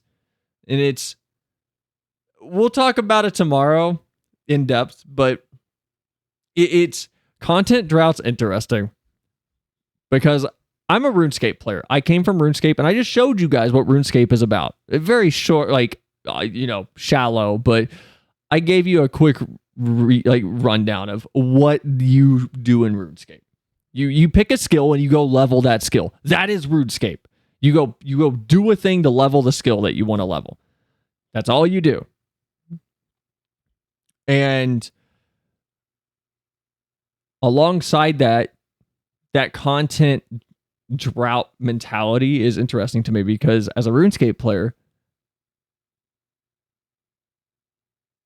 if my skill's at level 99, I can still go do it. I can still go cut down trees, or I can still craft bows to work on fletching. I can still, I can work on smithing, even if it's a 99. I can still go do those things because there's reasons to go do it. And I feel like there's a disconnect between me and people who don't have that drive to just hang out. And I think it's because I'm RuneScape. My through line is I can do those things and talk to people. I can't do that in FF because a lot of these activities in FF are so hectic, and we've talked about it before. But if I'm in Diadem and I'm mining, it's like, Jesus Christ, don't do that. It's like, oh, spawn mount, run to node, dismount, tink, tink, tink, tink, tink, tink, tink, tink, spawn mount, run to node, dismount, spawn mount, run to node, get off mount, and repeat over and over and over and over. And there's no time to talk to anybody. But in RuneScape, you guys just saw how long it took me to kill the cow. I didn't even kill the cow. I got it to like 5% HP and we walked away. But there's downtime in RuneScape where you go to do your skill and you start the activity, and then you have a chance to talk to people or organize your inventory or do other things. And FF doesn't let me do that. Or to be timed nodes, spawn mount, go to X, misery, depression, make lunch, then dink donk. Can we talk about the stones that only come out at certain times of day? FF14, Star Wars, The Old Republic, and a bit of Guild Wars 2. I never played Guild Wars 2. I never played KOTOR, or not KOTOR, Star Wars Old Republic. Haven't played that. Wait, so you don't interact with people in FF14? I'm gonna be honest, this is gonna sound backwards to people that played old MMOs probably, and especially RuneScape players. In FF14, this is gonna sound saying it sounds ass backwards, and it's my biggest problem with FF14. I genuinely feel like I have more time to talk with somebody during a raid while I'm dodging mechanics than I do while crafting or doing any genuine side activity. That should I'm gonna say this with the authority that I am the only case and I'm the only person with legitimate experience, but it feels like this to me. That should indicate how busy Disciple of Hand and Land can feel versus doing raids that are, I'm not doing savages, but I am doing raids that do kick your ass if you don't pay attention. Near raids, some of the evilest raids. I feel more comfortable talking in chat to people and getting responses in those than I ever have when doing crafting or gathering in FF14, because it's such a rat race to gather in that game. And it's not because you're competing with people.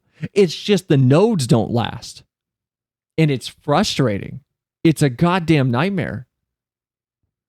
It's my biggest problem with FF14, which is the only way you can communicate with people and genuinely have a chance to talk with them is if you sit around Limsa or somewhere and you chat. And it's annoying because it's almost an not accessibility. It's like an intimidation check almost, which is not like it's not like a mechanic, but I'm going to call it that. Where are you willing to insert yourself into the Limsa? POTD is a social space for me.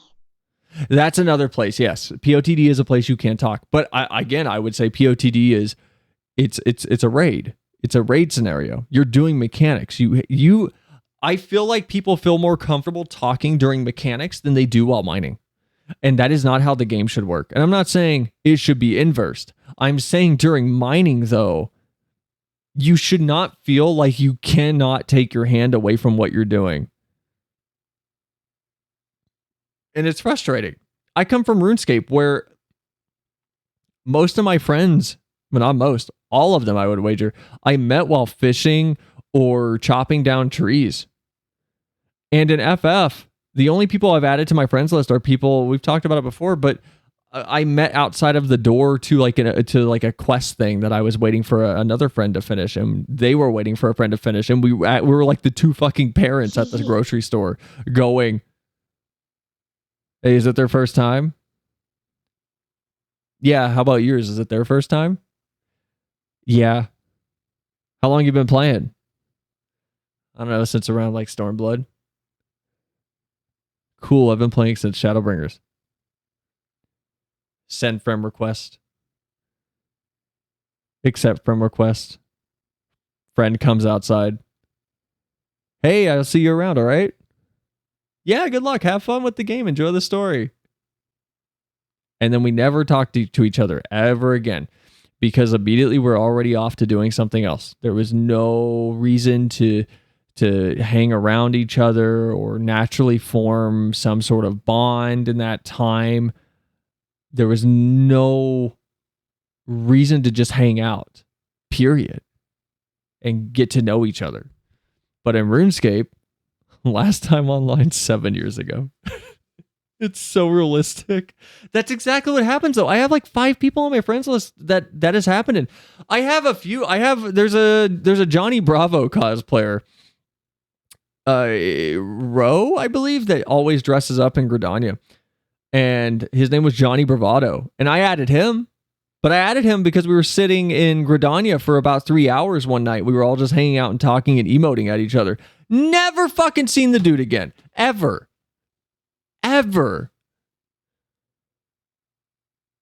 FF14 is almost scared to let you have any sort of real social interaction, I feel like, outside of explicit RP areas where the name of the game is talking to each other. Boja and Eureka are more social content, which people were mad that Endwalker didn't have that content. Oh no, as someone who came in at Shadowbringers, I'm annoyed that it didn't have it retroactively, because I didn't know what Boja was until halfway through Endwalker when I started doing Boja. Boja's awesome. I love Boja. Boja's so fucking cool. So you're saying you RP'd with Johnny Bravo for 3 hours? Yes. Really hard to imagine them being dethroned, and there's not going to be many that try, because not only is developing a massive multiplayer online role-playing game one of the hardest things you can do as a video game developer, but it's also probably the dumbest thing you can do. We can't go into something like that until I tell you about something that someone's going to pay me to tell you about. So 2023 was... Do you all want to watch this ad for some cool super mutant powder you can shove into your body? Do people have to cover for each other's weaknesses, or can you just be a monolith? What do you mean? Here, I'm going to let the ad play, but I'm going to make it really quiet in the background. Involuntary weight loss. It wasn't fun. So this year I've made it a priority to make sure that I'm getting everything I need for both mental and physical health. I think the person I found playing White Mage for POTD run for clearing coils for me for my Dragoon Glam, or Dark Knight Glam. Like, this simple response to me might be, well, Cell, you have to be proactive. You have to be proactive at like wanting to play a party and play with people again and again. Completely fair. However, FF14 as a platform for communication does not attempt to sow any seed to allow that to naturally happen. I have to fight against the game and the mindset the game instills in you, the player, to make that happen.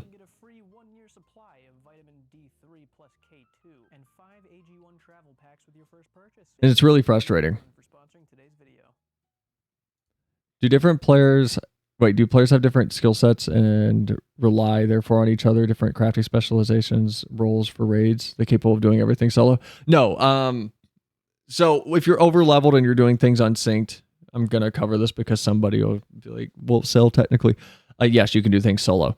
But FF14 is a game where you are always leveled for the content you are doing, because you're always over leveled by, I'm going to say, minimum, to be very conservative, 2-3 levels. You're always very over leveled. So when you go into a dungeon, you're usually like, if it's a level 40 dungeon, you're probably level 46. And then the game levels you back to level 40. and you only have level 40 abilities.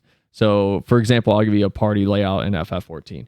You have a Samurai Me, you might have a warrior for the tank, and you might have a white mage, and then you might have like a dancer. Dancer will cast an ability on me that I believe, Aeon, correct me if I'm wrong, the dancer's ability, it like boosts my damage and like also shares that buff back to the dancer. So the DPSs are doing more damage now.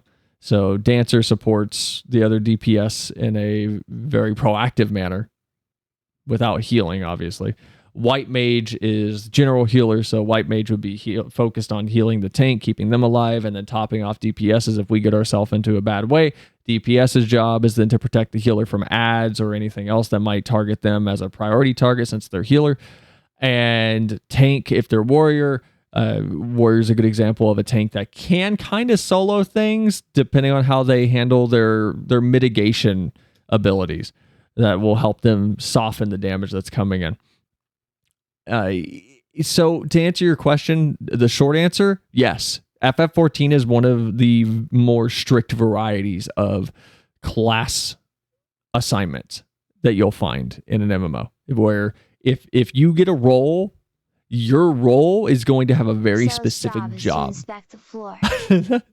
Yes, mine is to die. Your role is going to be a very explicit job that you're supposed to be doing.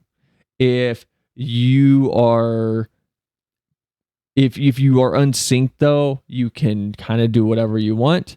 And there is some content where even if you are slightly over leveled, it's still really hard, and you still would want to go in with some support or just more DPS. It's if you're doing MSQ, though. This is why I say FF14 is an RPG and then an MMO. If you're doing main scenario quest or story, everything is level synced. So you're always going to have 2 DPSs, a healer, a tank. If it's a light party or 4-man. If it's 8-man or a full party, you will have 2 tanks, 2 healers, and then 4 DPSs. So 8 people. Neat. So players have to cooperate, but why is it so hard to talk to people if you're forced to coordinate? So this is where FF and what I was saying about how FF14, can we get back to like a screen? Okay. This is where what I said about FF comes back into play, where I feel more comfortable and I feel like people are more proactive at talking during actual raids because there's a reason to communicate. There is an underlying drive established within the player to talk to each other. And it's exactly what you just mentioned. It is specifically that everyone has a job and communication will make the dungeon work. And that doesn't mean that non-communicative parties are not going to make anything. Most dungeons, here is how parties go. We pop in. Hi, everyone. Hi. Hello. Hi, I'm new, first time. And we all go, no worries, dude.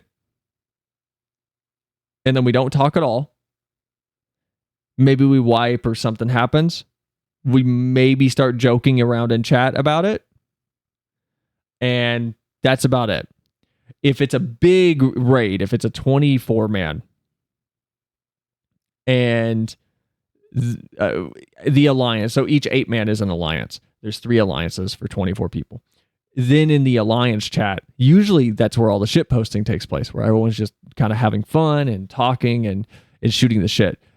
The most social areas in FF I've been in are the 24-man raids and the 8-man raids.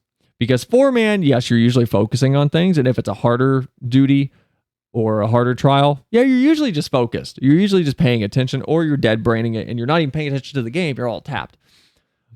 But the consistency that I've noticed is during dungeons, during raids, during trials, people are more comfortable with communicating and talking than I have ever seen outside of them.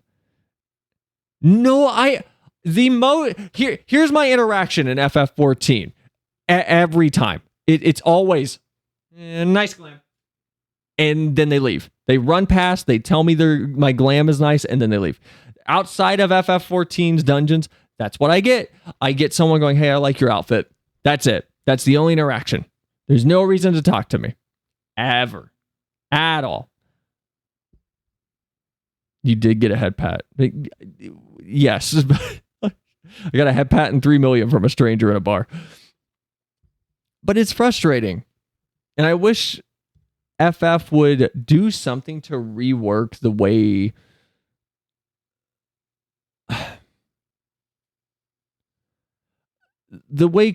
just gathering worked, if anything, to foster that sociability. Because it's an MMO. At an MMO's core, it is a social experience. Explicitly. That's the whole draw of an MMO. It is you're in a world with other people. This comes back to what I asked a minute ago with who here plays anything other than the MMO they play? And I know we're not like small sample size, but all but I think one of you in chat said, no, I just play one game. I play one MMO. And why would you play any other MMO? Play XI if that counts. It's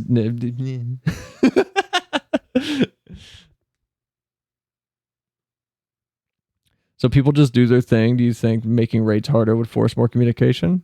Oh, there's already enough communication, man. Like with raids, it's the reason why we're silent in raids is because there's no reason to talk other than shit posting. Like if I could leave my chat uncovered, or if we ever do off stream things in the Discord, and you could see the chat, 95% of any communication in raids is shit posting and just shooting the shit with random people and having fun. It's almost never an explanation of mechanics or anything else unless someone needs it. And that's why I always encourage new players. When you go into a duty, go, hey, it's my first time. Anything I should be aware of? And usually you get two answers. No or yes, but I'll explain when we get there. And you get to a boss and the tank just runs in and you go, okay, and it's a simple fight and you have no problem. You get to the next boss, same thing. You get to the third boss and then everybody stops and a wall of text hits your chat. And it's this list of things to be careful of, or a short 2-sentence paragraph hits your chat. And it's a very short list of like, yeah, phase 2, watch out for this. At the start of phase 3, he's going to do this. Don't worry about X thing. There's communication. It's just only in raids though, which is why I'm frustrated. I don't see it outside of it because the only communication I get outside of it is quick passerby, hey, I like your outfit, it looks cool, and that's it. And it's very frustrating.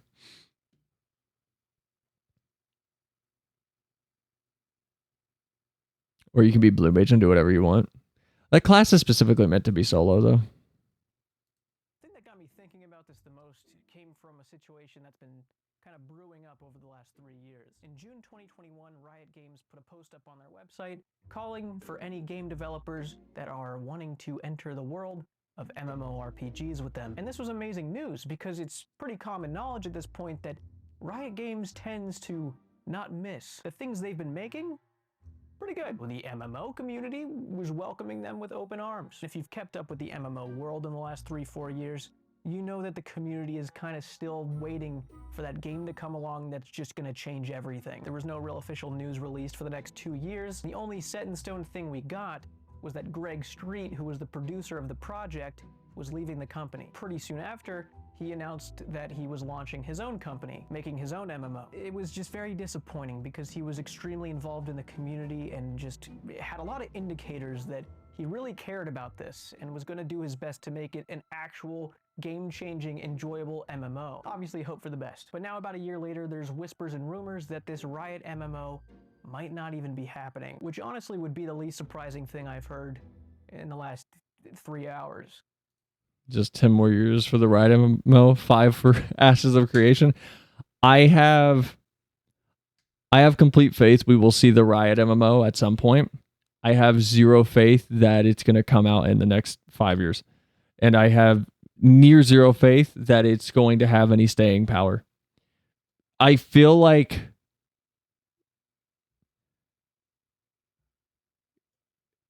publishing companies in particular that do not know games in the first place as like a technical thing look at MMOs and they look at FF14 and they look at WoW. And it's kind of the same. Here, I'll use Destiny. It's a different genre, but I'll use Destiny because Destiny likes to market itself as we're like a pseudo MMO. Destiny almost single-handedly spawned the live service concept, I feel like, in the modern era.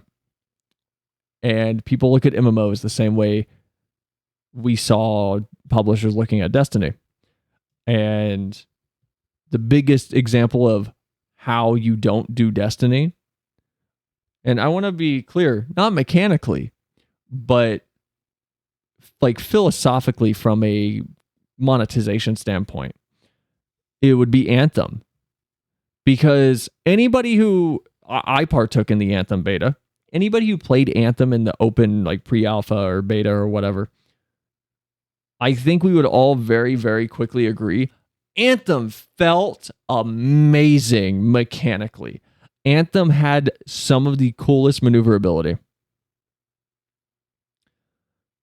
What did Yoda say when he saw himself in 4K HDMI?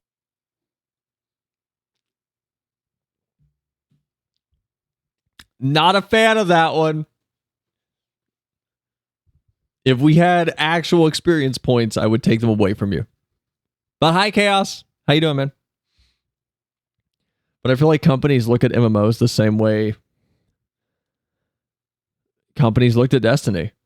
And they go, oh man, why don't we do that? Look at FF14. Look at how much money it brings in Square Enix. It kind of like funds their entire catalog of projects. What they don't understand is they don't understand that, yes, this is the case. It does fund a crazy amount of Square Enix's other endeavors. It really does bring them a stupid amount of money.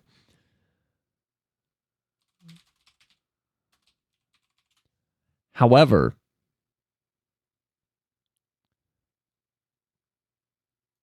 what I feel like they always fail to I don't know understand. if I said this one already, but have it. I disowned my dog. He's a subwoofer now. Okay, that was pretty good.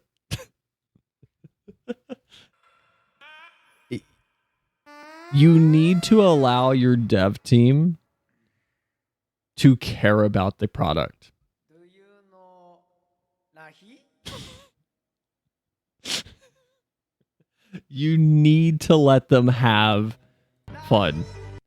Play Nahi. You can't stifle your creative people. You need to let them breathe. You need to protect them. You need to insulate them from the bureaucratic bullshit that floats down in the name of profits.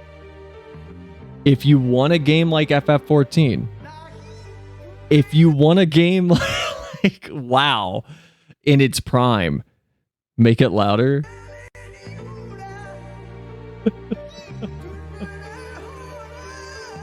I don't want to hurt your guys' ears. If bully your artist, especially this one, bro, this is Soken. Soken has made some of the best tracks in the industry's history. Love Soken. But not just so, like, Yoshi P is the head of, he's the producer. Like he's on the board for Square. He's struggling to be off key. Oh, I love it.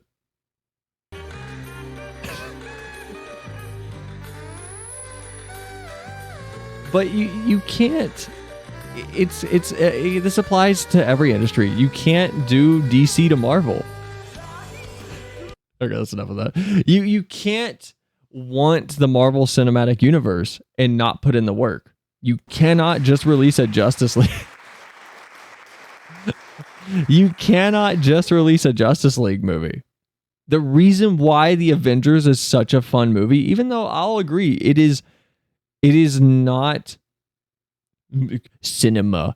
It's not Shawshank. It's not Goodfellas. It's just a fun superhero popcorn movie. The reason why it's so emotionally engaging, though, is because we got Iron Man, the Hulk, Thor, Captain America. Like, we got all of these individual things to build up the cast. We got all of these things to build up to a product that I'm someone who doesn't like superhero movies. The first Avengers movie is pretty fun. Yeah, you mean I can't immediately have 4 billion subs in the first week with no content, compete with games that have decades of organic growth?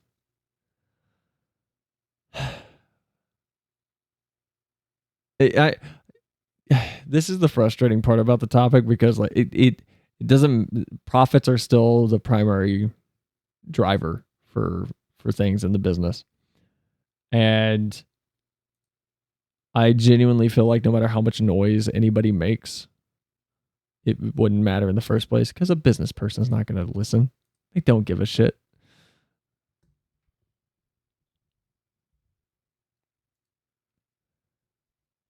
But it's, I don't know if we'll see the Riot MMO. Back to what we were talking about. I don't know if we will. Sorry, excuse me. I don't know if the mic picked that up.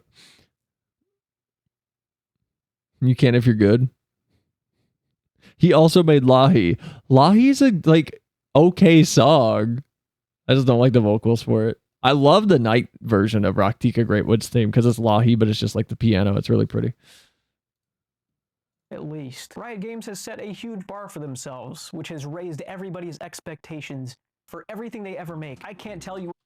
Arcane's overrated. There's your hot take for this whole stream. Arcane's overrated. I've also never seen it. I'm waiting for Once Human. It can be fun, but it's not a game changer. What is Once Human? Is that an MMO? In confidence, whether or not this. Also, Breath of the Wild is bad. Look, I have played Breath of the Wild. Yes, I do not like Breath of the Wild. I think objectively, it is a game that is provably scraped too thin. To quote Bilbo, Breath of the Wild should be saying, "I feel like butter scraped over too much bread. I feel thin, Gandalf." That should be Breath of the Wild.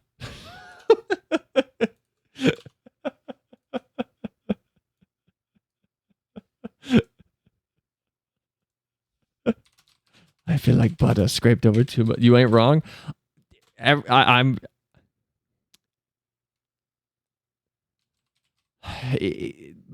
Look, I like Breath of the Wild. At its. This is gonna sound weird. I like it at its surface level. At its core, it's extremely flawed. Which is a weird way for me to describe it. Like, really weird, actually.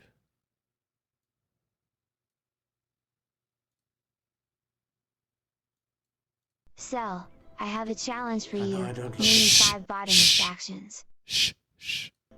But I'm beginning to feel it in my heart. Lord of the Rings is on.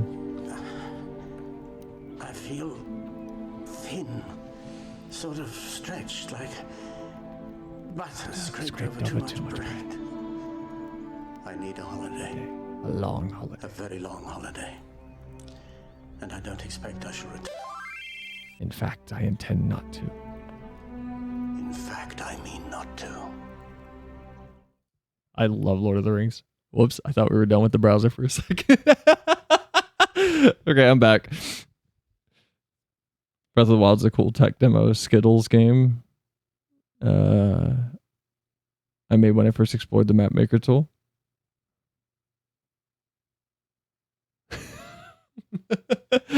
Of course you do, nerd. Look, you can't say that because I did miss 2 words out of his little monologue.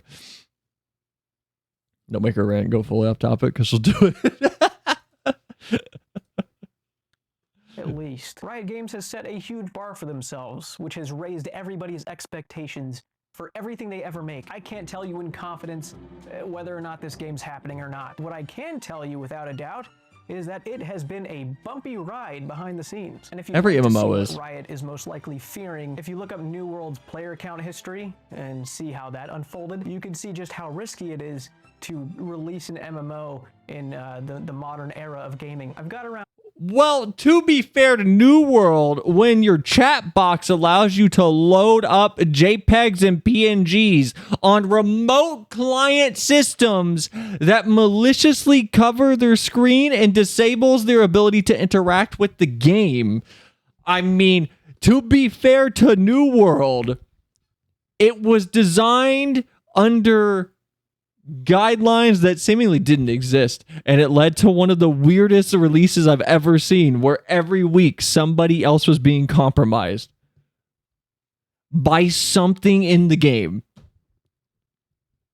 We will spread this video into the 2-hour react, that's for sure. Okay, I have this, man, I'm going to sound like such a hypocrite here, and if anybody ever wants to make any sort of drama out of whatever I do on this channel, this would be it. I have the same. You want to know my opinion on React content? Go watch Dark Viper AU. That's my opinion on React content. To a degree, I do think that some of the way copyright's handled does need to be adjusted due to the modernization of how we consume content and how it has been kind of skewed through streams and YouTube videos and the ability for anyone to provide commentary. But I'm mostly in agreement with Dark Viper AU. However, what if this is how we make it more fair? What if I don't watch? What if we just don't get through the whole video and then I go, well, guys, if you're curious what this person had to say, we made it 10 minutes into the 30-minute video because we kept getting distracted. You can go check out their channel. Imagine having Amazon money backing you, you screw the pooch that bad. I don't know I didn't play New World. I didn't follow it too closely, but it sounds like a scenario similar to what happened with Bethesda and Fallout 76, where the team in Texas just was not given the resources nor tools to make a game that was Fallout 76, to the point where they had to send out support emails and go, we literally don't have the tools to moderate the game, so apologies, but your items are lost. It's wild, but I feel like New World had the same circumstances. No, I will not react to Dark Vapor IU as it is unethical. About exploits, Tarkov has one where PvE items can be transferred to PvP areas so you can print money and items. Ooh, that sounds fun. I would say that sounds bad, but we dislike Tarkov now, so that just sounds fun. Around 760 hours played on New World and was a part of the community during the rise and fall of it. And I also saw how quickly that new and refreshing ideas can completely drain the life out of a player base if done incorrectly. New World game design caught up with itself. Not really sure how long that game's gonna be up for. Probably some of the most fun I've had gaming during its peak. And I really wish things were handled differently so that it wasn't in the condition it's in now. It was a good game with some crucial things wrong with it. And I'm gonna give New World until Q3 2025. That you can mark my words on that. Q3 2025 is when they'll shut it down. Either that or Q4 2025 for the holiday season. They're gonna try to do some big little relaunch thing. Another issue with New World is auto moderation. You can ban players by mass reporting.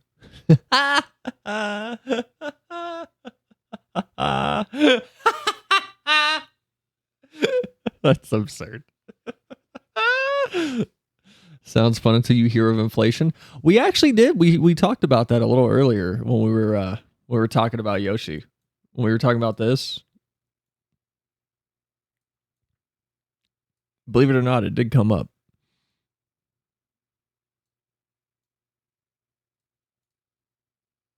ended up being the reason for its downfall. An MMO can only handle so many mistakes, to the point where even a company that gets their funds from Amazon themselves can't really do anything for you anymore. So there's been some sprinkles of MMO here and there, a lot of underwhelming Kickstarter projects, some that are in a permanent early access phase, ones that scam hundreds of thousands of dollars somehow. But in the last like 5 years, I think New World and Lost Ark are the only two.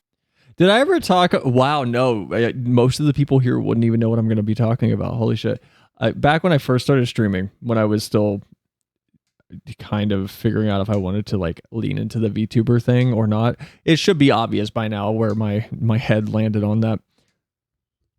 I did a collab with a bunch of VTubers, all of whom were super cool. Like genuinely, they were all actually really cool. I'm not just saying this because of like on-stream professionalism. No, they were all super fucking cool people. Don't talk to any of them anymore though, but they were all really cool. And we did a Lost Ark collab where we played Lost Ark. It was, I think, like the first week where it was free or something, or like the first few days it was out. I have never seen a game that has grossed me out quite like Lost Ark has. For people that don't understand I don't know if they fixed this, if they fixed it, honestly, if they fixed it, I don't care. The fact that they did it in the first place shows that you should never trust Lost Ark. Ever. So early on, when you went into dungeons, healers or support class characters could not resurrect you if you died. Period. They did not have that ability. In an MMO, I want to be very clear with that. It's an MMO. And you could not be resurrected by support characters. PTW or something? Yeah, a little bit. The way you resurrected in dungeons were these little white feathers that you got. And someone, if this makes it into the YouTube version of the video or segment, someone will probably be like, well, you can actually grind those out. That's not my point. That's not the point at all, and you're not engaging with my argument. Don't even leave your comment. I'm going to shadow ban you from the channel if you try to use that as a counter argument. In the middle of a dungeon, if you do not have any feathers, that's it. You're done. And back when it first released, if you're in the middle of a dungeon and you die, I believe it was impossible to complete the dungeon. So you'd have to restart the dungeon. Got to get the Phoenix Downs, huh? Oh, we're getting there. So what this created was a peer pressure loop of, oh man, come on, just go to the shop, just buy a feather. Just buy a feather. They're 25 cents, bro. Just buy a feather. It's a fucking quarter. Don't make us redo the whole dungeon. Just buy a feather, dude. It's a quarter. That might be the grossest thing I've ever encountered in any game. I will never be interested in anything the Lost Ark developer or the publisher themselves ever lay their hands on. Ever. Because of that. That was vile and extremely underhanded. Is this back when he had the helium voice? Yes. That's fucking genius. Oh, it's genius. It's also evil. It is the grossest.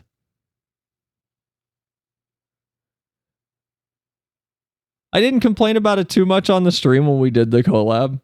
I was trying my damnedest to hold my tongue until after the collab was over because everyone else was super into the game and I was the only one that seemed to be bothered by the MMO trying to create a peer pressure loop where That's not you would be play to win. bullied. That's just pay for advantage to pillow. Yeah, pay for advantage is what I would call Lost Ark. Company asking that badly for a quarter is just sad.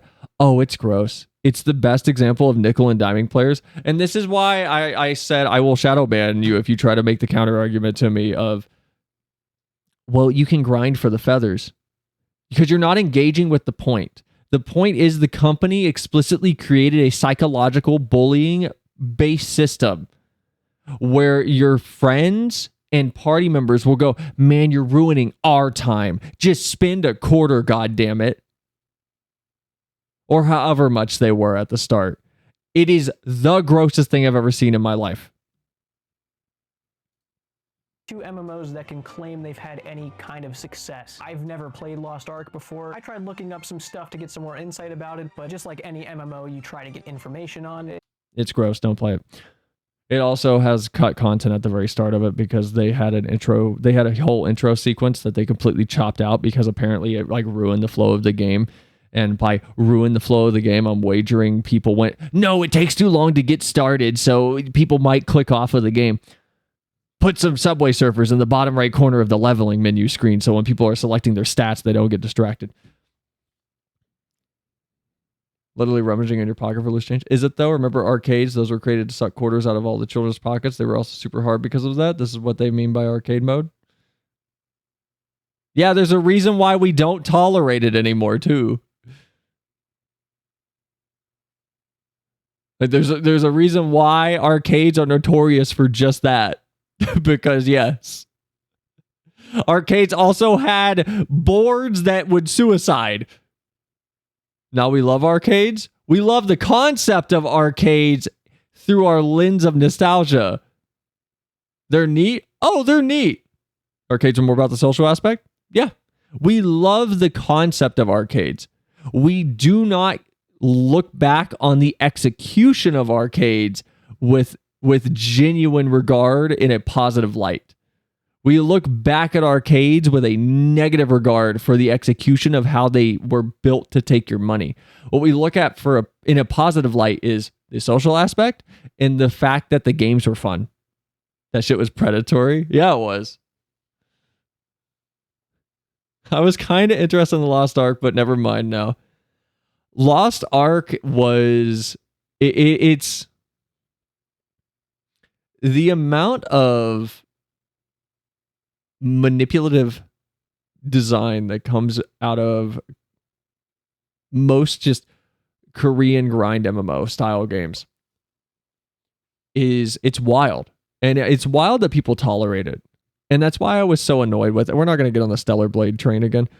It's why I was so annoyed with the Stellar Blade drama that I'm seeing, or was seeing, and it's still floating around, but with the like, oh, Eve is sexualized, it's sexist, this is gross, but oh man, fucking Nikkei and Genshin and all my other waifu games, don't you dare criticize those. Those aren't sexual. Those are, she looks cute. Atelier Razor, no, it's just a cute design. No, it's not. It is borderline. It is borderline like just clickbait material to get you in. Bunny Garden says hi. That sounds familiar. Hold on. What is Bunny Garden? That sounds weirdly familiar. Bunny Garden. Oh wait, I saw this. Oh, I saw this. Yeah, this was on Steam. I don't know if I can show this. I couldn't figure out. I saw this on Steam. I couldn't figure out if this was porn or not. Was it porn? It's from Illusion. Oh, it's porn. I couldn't figure out if it was porn or not. It's from Illusion though. Hold on. I need to be signed in to look at this.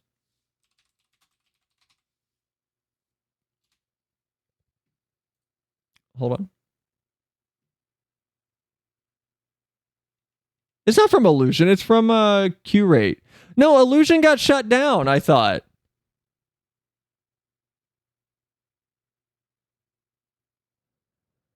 I thought Illusion like filed for bankruptcy. You can play without the corn. You can say porn in my chat. It's not going to be... Oh, I mean, it might be flagged, but I'll let it through. All the VTubers are playing it. Man, I had a game I wanted to play tonight too. The title of the stream is People Are Playing Pools, but pools closed, so we do a little unknown horror game. I had a cool game I found. It was like a horror golf game. And I wanted to play it because there's a Jacob Geller video that I really want to watch. I don't know if we're going to get to it tonight.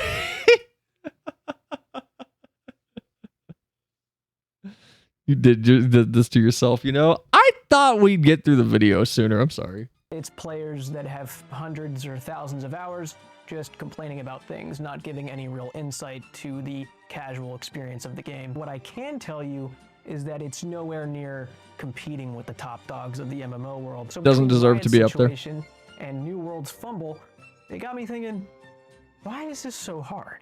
What is going on? Guys, just RuneScape. That's don't play this one though. This is bad RuneScape. That's bad RuneScape. That's RuneScape 3. Don't play this one. This one is loot box filled. Do not play this one. Go play old school. There's no pay to win bullshit there. Go play old school RuneScape. It's really good. Don't play this one. This one's bad.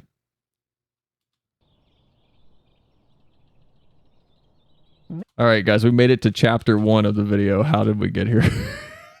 We made it to the first chapter. Making an MMO has to be the most irresponsible, stupidest idea you could ever go through with. In the last 10 years, there have been 20 MMOs notable enough to make the Wikipedia page. And I see Firefall. Firefall was so good. Oh my god. Firefall was headed up by, I think, is it Mark Kern? Is that the Blizzard like head that everyone hates now? He ruined that game, I believe. I think it was Mark Kern. Was it Mark Kern? Creamed corn is my favorite tag. Firefall was so good. For people that don't know what Firefall was, it was a third-person shooter MMO that had, think of Fates like FF14. Where's Tibia? Nobody knows what that is. It had Fates like FF14 did, except the Fates were user created. So when you were out walking around, I believe it had first-person mode as well. But here, I'll show you guys what like the UI looked like really quick. This was Firefall. Firefall had user spawn Fates though, because you would be walking around and you could do what was called thumping, and you would spawn or call in essentially a Titanfall style miner that would slam into the ground and would, why am I most third person? Because you want to see your character. Tim the cake though. It had first person mode though. Here's an example of it in first person. But essentially, when you would do thumping, the miner that you would call in would be like slamming a drill into the ground. So it would create ripples around the environment, which would spawn in enemies and wake them up from underground. They would come out and try to fight you, and you had to defend the thumper essentially through a wave-based system for a certain amount of time, depending on what level it was and like where you had called it in at. It was super cool. The miner. It was super, super cool. I really liked it. You had a motorcycle that you could drive around in. Like, let me see if I can. Firefall MMO gameplay. It was super cool. And Firefall had one of the most interesting. I'm going to put it up there with FF14, with how the developers were so open to communicating, like on the ground level. So I think it was once a month, they would do a special event in game where the developers would spawn in as god characters, and they would be bosses. So you'd come over a hill and there'd be like 800 people all shooting at one guy who was a developer, flying around and dropping bombs and special abilities down and just killing waves and waves and waves of players. And then once the special event was over, it would go on for about 2 or 3 hours. The person who did the final pip of damage that killed the dev would get some really cool special items. And then the devs would hang out for another like 3 hours in the game around certain key areas, and we could all hang out and talk with them, and they would get our explicit feedback like right then and there. It was so cool. It was such a fun experience. I missed Firefall. It was so much fun. But it was super interesting. It was super fun. I miss it though. I want to see if I can find some like. This is such a long video. I don't know if I'll be able to find any actual like combat. But it was fun. It was cool. The world was interesting. The story wasn't crazy good, but it was a fun little game. It's a bummer that it like got shut down. Do you want to commit some arson? That would be illegal, so no. Why are MMOs always third person? I don't know if I answered that. I think I read it and then I blew past its end. But you just want to see your character. You want to dress them up. They look cool. Well, hey, Olis, welcome in. How's your day going, man? And 12 of those are still up and running. Obviously, there's been more than 20 MMOs released, but I'm just not counting the ones that Josh Strife Hayes finds buried in the deepest depths of the deep web that peaked at 23 concurrent players. They don't really count right now. It's definitely a dark age. Now, I would say when World of Warcraft went live in 2004, that is when the true golden age started. Some may say that when Ultima Online came out, it kind of changed the game. I don't really think an MMO golden age existed without WoW. It doesn't feel right to me. WoW did for MMOs what Fortnite did to Battle Royales. As you may have noticed, once Fortnite saw success in its little side game mode of Battle Royale that wasn't even what they wanted their players to try, caused about 55 to 100 other. This is what I was talking about with what we see with MMOs, by the way. People look at Destiny and then they tried to make a bunch of Destiny clones and then the Battle Royale clones. PUBG came first. PlayerUnknown's was super fun. You already answered, but the second answer was more polite. Thank you. Wait, what was my first answer? What was my first answer? Early PlayerUnknown's was peak. Early PlayerUnknown's gave me my favorite memory of just putting a frying pan in front of me while I was completely naked running across a 500-meter field at a random sniper and he just could not hit me and then I kicked the shit out of him with my frying pan. I miss PlayerUnknown's.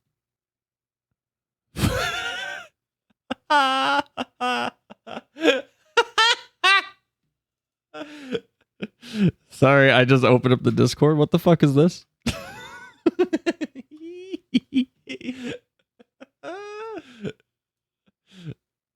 Your first answer was the same, but the tone wasn't as nice. What do you mean? What do you mean my tone wasn't as nice?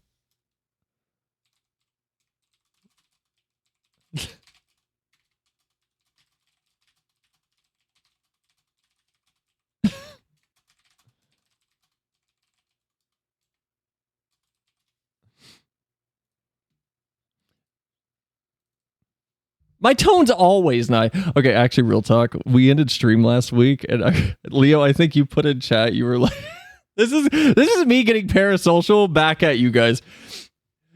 I put in my raid message, and it was the cell cheer emotes, I believe, or like the cell hearts. And then Leo, I think you put the regular just Twitch hearts. You're like 4 non-subs. I said, "What are those for?" And you explained, and I said, no, fuck non-subs. And then I just ended the stream. I have been stuck on that in my head rent-free for the last 5 days of just, man, I hope no one feels bad that they're not subscribed. I hope no one feels bad. To emerge. Once WoW showcased that you can build a long-term player base with as much success as it had, with as much money as it generated, not only with its initial launch in 2004, but with its expansions in 2007 and on, I mean, how do you not convince investors to let you try and build another WoW? So once this golden age started, much like the Battle Royale boom, we also got a few really, really good games. Don't care. Heard about before. Probably really good, but I play FF. Friend tried to get me into this cult. Didn't work. Never played Myst. Age of Conan still has players, from my understanding. You're watching someone use a voice changer. You gotta get rid of They're that. not real anime girl. We gotta get rid of that. It was also nice, but not as nice as the second one. Hope that explains my reasoning. Apologies. It barely does. To emerge alongside WoW. They're still here. People playing them. We also got an overwhelming People play amount Worm? of stinkers. Some real stinkers that are... Oh, hold on. Phoenix Dynasty, don't know. Pirates of the Caribbean, never played. Puppet Guardian, no idea. SMT had an MMO. Soul of the Nation. Soul of the Ultimate Nation, don't know. Star Quest, don't know. Tabula Rasa, sounds weirdly familiar. Tales of Pirates, no idea. 12 Sky, don't know. Vanguard Saga of Heroes, don't know. Dynasty Warriors had an MMO. City of Villains, was that like a inversion of City of Heroes? Oh, there's City of Heroes right down there. It's also dead. Are not around anymore. MMOs were peaking in the mid-2000s. It was the thing to do. It was the style of game that players wanted to play. Even the projects that saw short-term success but didn't really survive, some still to this day have community-backed projects, private servers, to keep the community alive. All these MMO games meant a lot to people. They proved to be this genre of game that you truly did become a part of. And even though the MMO scene was kind of slowing down in the late 2000s, early 2010s, games like Guild Wars 2 and Star Wars The Old Republic made their entry into the MMO scene and kind of picked up the stragglers that maybe weren't really happy with their games anymore or didn't really scratch the itch they wanted, and were still able to give a lot of players their home base of a game. 2013 unknowingly became the grand finale of MMOs. God, I love RuneScape. Revival, because in February we got old school RuneScape. Yeah. And in August, we got Final Fantasy 14. Both of them existing for the sake of redemption. I wasn't there for that. The game was at an all-time low. Final Fantasy's first MMO, like 3 or 4 years earlier, was a huge flop, so both these companies basically tried again. And now 11 years later, it's safe to say that both of them did something right. Confirmed. Since then, there's been a few notable MMOs that have come out, and they did okay. Elder Scrolls Online, Albion Online, Black Desert Online. These games are online, in case you were wondering. Lost Ark, New World, but none of them really made the impact they were probably hoping for. It's almost as if all players interested in MMOs have kind of found their place and stayed there. It really is kind of like finding your home base, and that's just where you retreat back to at the end of the day. We're all kind of... That's what I was asking about at the start, was like who else or who here that plays an MMO plays any other MMO, and everyone very much almost across the board entirely was like, yeah, I'm a one home. I don't go anywhere else. It's like I want to play RuneScape, but I don't want to play RuneScape for any other reason than like a safe place that I can like go back to and kind of re-experience. Honestly, a few days ago, I was thinking about maybe giving Helldivers a shot, but the stunts through making a PSN account mandatory gave me a great reason not to. Yeah, I haven't. The only reason I haven't refunded Helldivers is because I'm waiting to see if Sony backpedals. If they don't backpedal, then I'm gonna refund the game. I'm not making a PSN account just to play Helldivers. I'm not gonna make a PSN account to play Ghost of Tsushima. I said it earlier, but I'll say it again. I in fact own a boat. I own mini boats. I will contact friends and borrow the game. Completely unrelated to owning boats. I just want to make sure people know that I'm a big fan of kayaking and being on the sea. I remember when DC Universe almost got popular but died because of how bad they were at power scaling. Was DC Universe the game that was on PlayStation?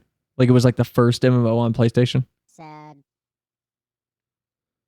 Because I remember, yeah, I played that. I played that with my clan from SOCOM. We played DC Universe. I remember, because like that was the only game we all played. We all played SOCOM, and then for about a month there, we played DC Universe for a little bit, and then we went back to SOCOM. Safe and cozy in our MMOs right now, kind of making the most of it. But even though the kings are up there on that hill, it doesn't mean they're resting up there comfortably. The wrong mistake could send them tumbling down at any moment. Those profitable, successful games up there, they got up there with blood, sweat, and dev tears. A lot of mostly dev tears. We now have insight to another reason of why creating an MMO is a really dumb idea. Money.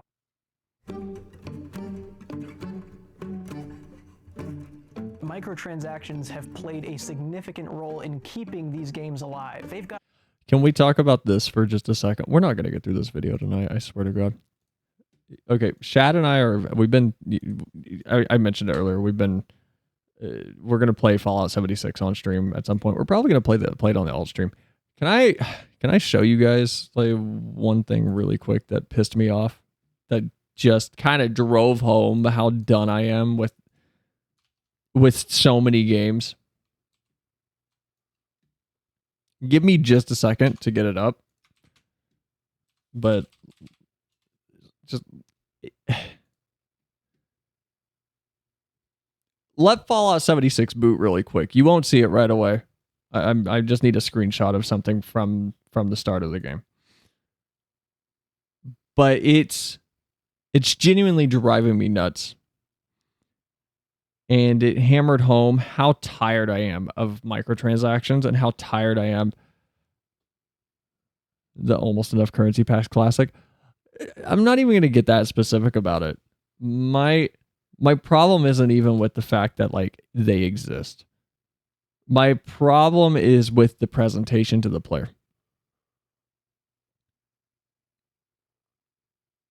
Come on, Fallout. Let's load.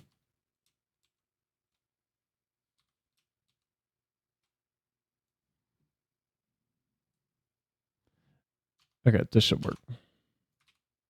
Yeah, that'll work. And Alt F4 out of view. Okay, I'm going to pull up my CSP window really quick.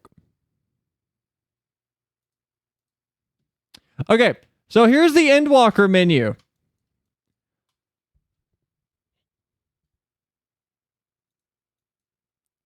Play game, change data center, watch the cool trailers, options, and close game. That's it. There's nothing else. I mean, there's like version information if you care about version information. But that's it. Here's Fallout 76. Play the game. Character. Give us money. Give us money. Money. And also money. Give us more money.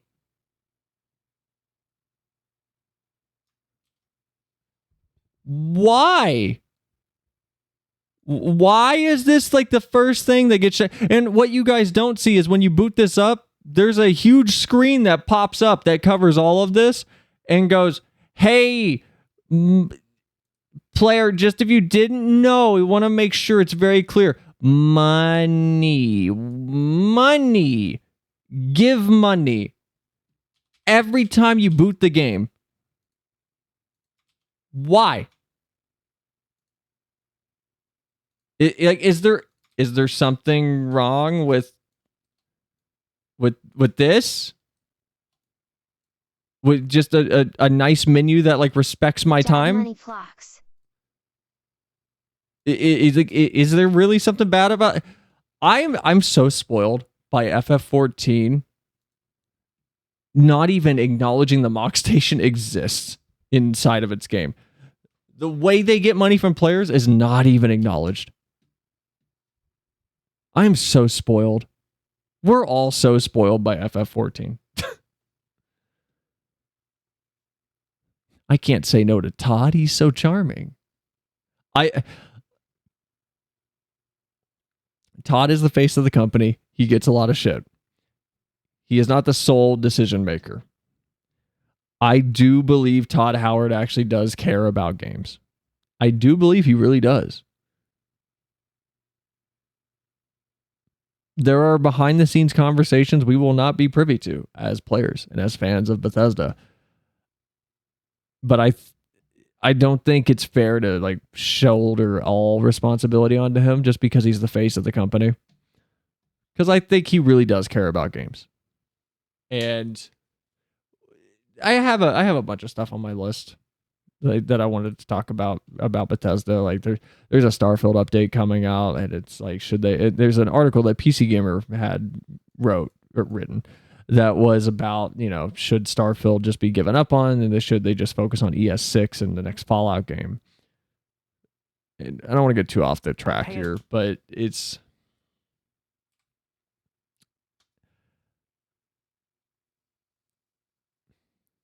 Bethesda's in a weird place. I hope they can find their footing again, is all I'll say.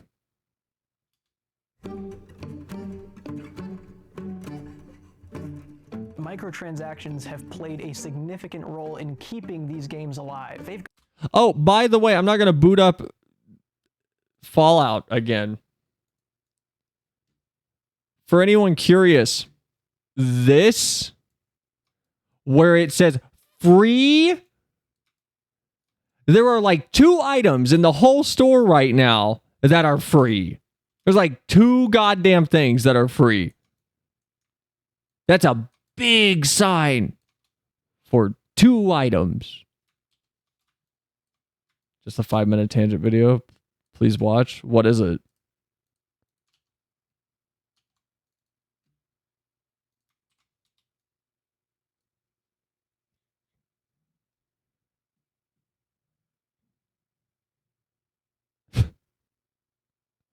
You could put that in the Maymay's chat.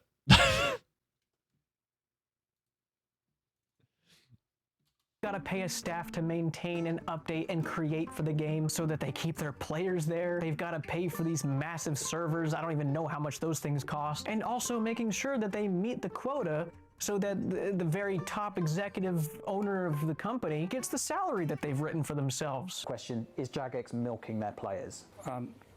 Well, yeah, it's quite a big question. And whatever they need to do to get there is what This is what I was talking about when I was like, don't play RuneScape 3. This shit's what I was talking about. Do not play RuneScape 3. they gotta do. Subscriptions by themselves cannot sustain an MMO. It could pay. I always watch some Josh dude for MMO reviews. His name is Josh Strife Hayes, goddammit, and we will say his full name in this house. He's got a nice voice to listen to and goes nicely into detail. Go watch anyone who doesn't know who Josh Strife Hayes is, go watch his stuff. Like after stream, obviously. That's his name though. Go watch him. Go check out his stuff. For WoW in 2007 when everybody was paying a $15 a month subscription on top of buying a $40 expansion every other year. But even that caught up. They have a shit ton of microtransactions, and obviously that's more of a problem for the MMOs that make it big and they have all of these expenses. But any game that sees this big success is going to eventually run into this problem of how do we afford to keep this going. I didn't say his full name because I didn't want to advertise this on someone else's stream. Fair, I appreciate that. There is a reason I do have my first rule set. What's going on with this guy in the background? No, you guys are covering that up. Why you Strife Hayes? What's going on with that guy? Hold on. What's going on with this man? Why is he like? Oh, he's like jumping. Okay, he's jumping. That's what's happening. There's a reason I have a rule of like not talking about other streamers in chat until I bring them up. We brought up Josh Strife Hayes earlier, so you're good. And they have all of these expenses, but any game that sees this big success is going to eventually run into this problem of how do we afford to keep this going. Back at my home base, I give Jagex a lot of money every year through subscriptions. I pay for my subscriptions. $80 a month? Man, I'm paying $80 every like 6 months for FF14. What the fuck?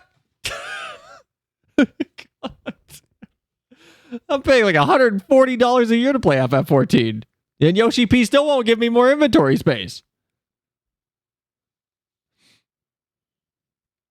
Bird Strife Hayes got it? Yes, exactly. Josh's ever expanding collection of mugs.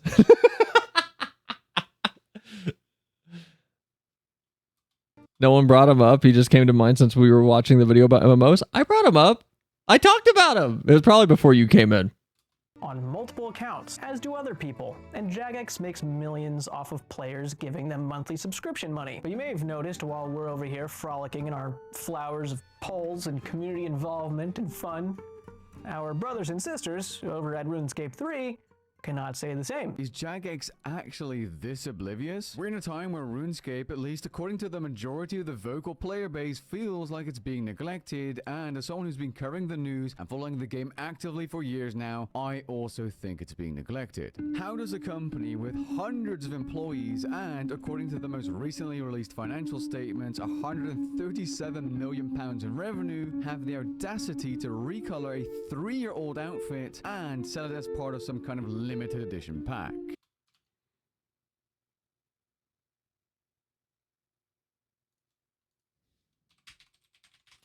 I need to make a button so you guys can hear me when I'm like alt-tabbing to search something up. I really need to make like a button so that you guys can you guys can, you know, hear exactly what's going on.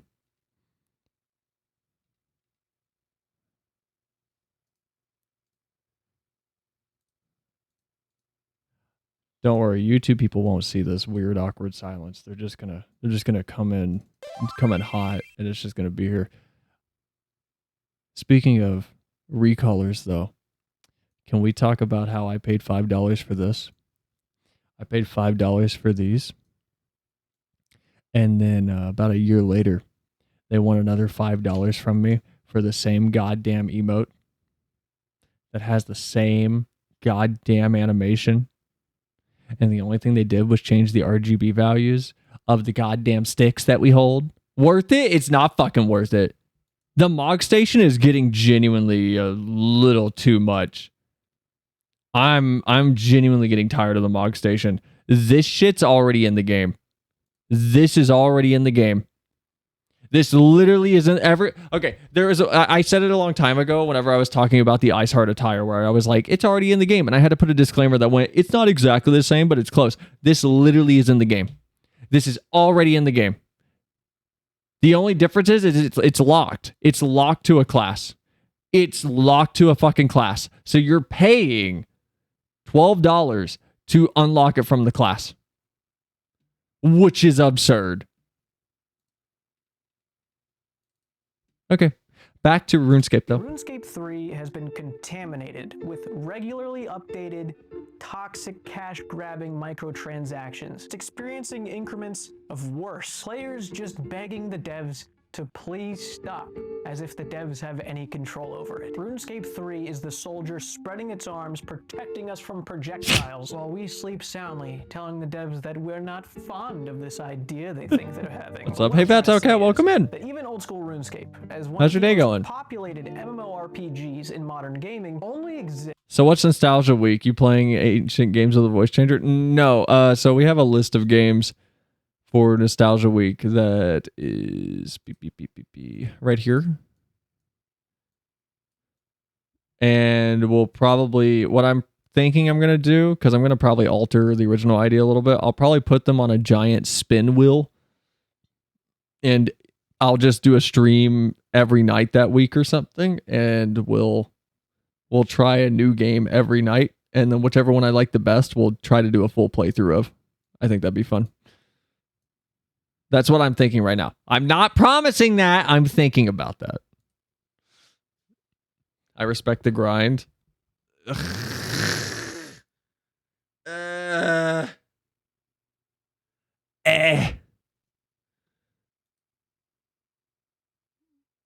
Metro Dread was 14 years ago. Very old game. Very old game. Don't mind the asterisk at all. Very old game, though.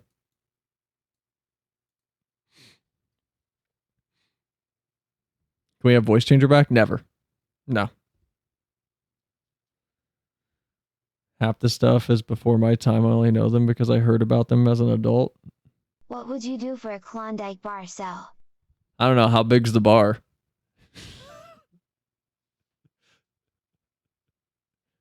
It depends.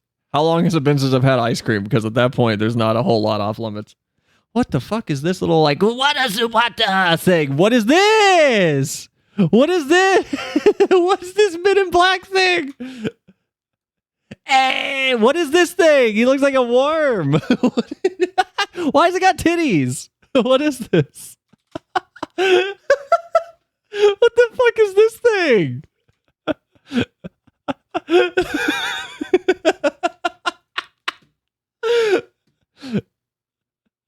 3x3 like inches? That's pretty big. I feel like that's normal Klondike bar size. Why wouldn't it have titties? Because RuneScape 3 offers microtransactions. Because what you've spent on old school RuneScape membership subscriptions in the last 6 years, 10 people spent that same amount yesterday on RuneScape 3 keys. Those are the players that Jagex needs, not you. Not MMOs are expensive to make and they're expensive to maintain. Which, by the way, whoever over at Amazon Games thought that a one-time purchase of a $40 game was going to be enough to sustain a huge MMO, Wait. New World didn't have a sub? Hold on. What? Aeon, you played it if you're still here. I don't know if Aeon's still here. If you're still here, Aeon, does it have a sub?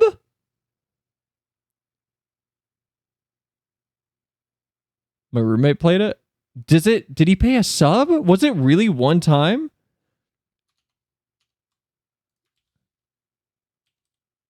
New World MMO sub cost. What? Bruh, whoever thought that game wouldn't need a subscription is out of their skull. Bruh. No. It's an MMO. You're insane, whoever came up with that. Amazon money, though? Tell that to Twitch. What are you doing? What did you think was going to happen? And then who decided that microtransactions were going to be your next alternative, and this is what you have in the store?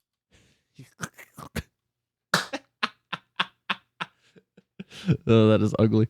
I'm learning that the best way to get loads of money is to either make a fake NFT game or mobile game. Oh yeah, it's why gacha games are so profitable. You don't need genuine depth. You need the appearance of depth. You need the illusion to there being something good. And a good I'm going to point to Lost Ark for this. Lost Ark, all I'll give that game in a positive light is, goddamn, was it shiny. Man, it was shiny, but I'm glad that I'm fully mentally developed and have actual critical thinking skills. And when a game is extremely shiny, I go, man, why is it so shiny? Is there a reason why it's so shiny? And if the answer isn't, oh, the point of the game is graphical fidelity, there's usually an ulterior motive behind its shininess. It's usually because there's nothing to genuinely offer. What is this? Is this the Azumata thing I did?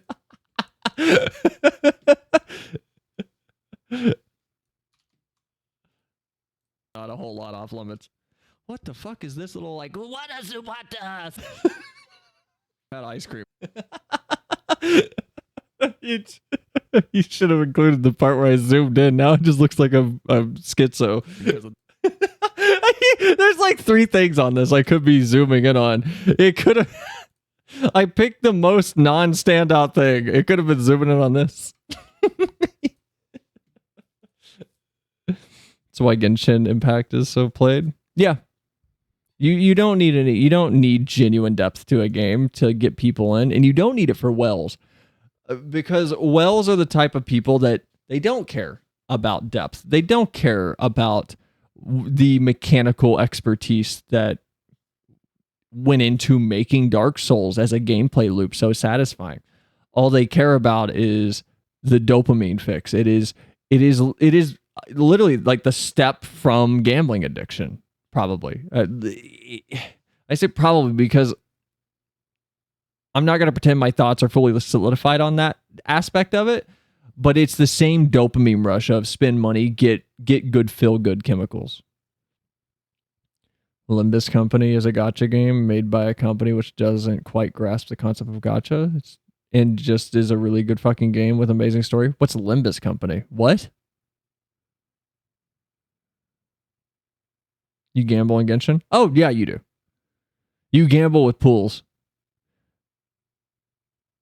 And my problem, this is as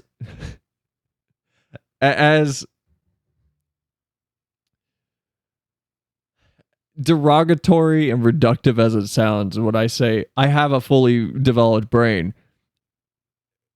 I'm not being 100% sarcastic. It's like 80% sarcasm when I say that. But it's because when a game has a mechanic in it called pity system, when it is that transparent that they go, oh no, if you don't win enough, the pity system will make sure you win. Bro, that's literally how slot machines work. That's literally how casinos steal more of your money. That's literally how it works. And you're willingly going, well, no, they let me win sometimes, though. Really? Really? I feel like the dissonance to say that with complete sincerity is immense. To say, well, it feels bad that I'm not winning when I spend enough money, so eventually it gives it to me. Do you know why it gives it to you eventually? Well, yeah, it's because it feels... No, it's not because it feels bad. It's because if it does that, you're going to perceive it that way, and then you'll give them more money, and you'll lose more, and keep going to get what you want until the pity system takes over again. The house always wins. Go play New Vegas. Like, I'm not going to take gaming opinions from it, especially when it comes to design, from someone who explicitly defends Genshin in any gacha game as something that is anything removed from completely unredeemable. Because the argument I usually hear is, well, it's not that bad because they have the pity system. That's why it's that bad, though, because it needs that to keep you playing. That's why it's gross. Because you're using that, too, which is what they want. Unregulated gambling, mind you. Oh, no, it's completely... It's a fucking shit show. Limbus Company's peak fiction and depression with a massive chunk off good fucking game with depart. What is it? What? You're not saying what it is. I'm getting the answer back that I got years ago when I was like, what's 100% orange juice? And every person on my friends list went, well, it's orange juice, duh. And didn't answer my question. So I didn't play it for 3 years. I also have a fully developed brain. Proud of you, Zen. They practically begged to not make money. What's fucking brackin', baby?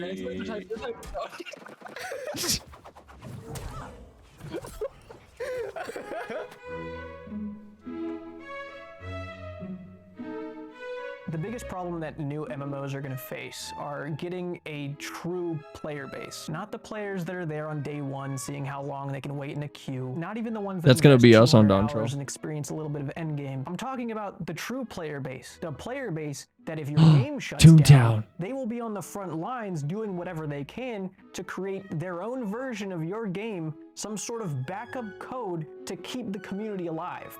Those are the players that you're looking for. They're there because they love the game. They're there for real. And those are going to be extremely difficult to get because chances are they already have that. No, I'm sorry. What the fuck was that?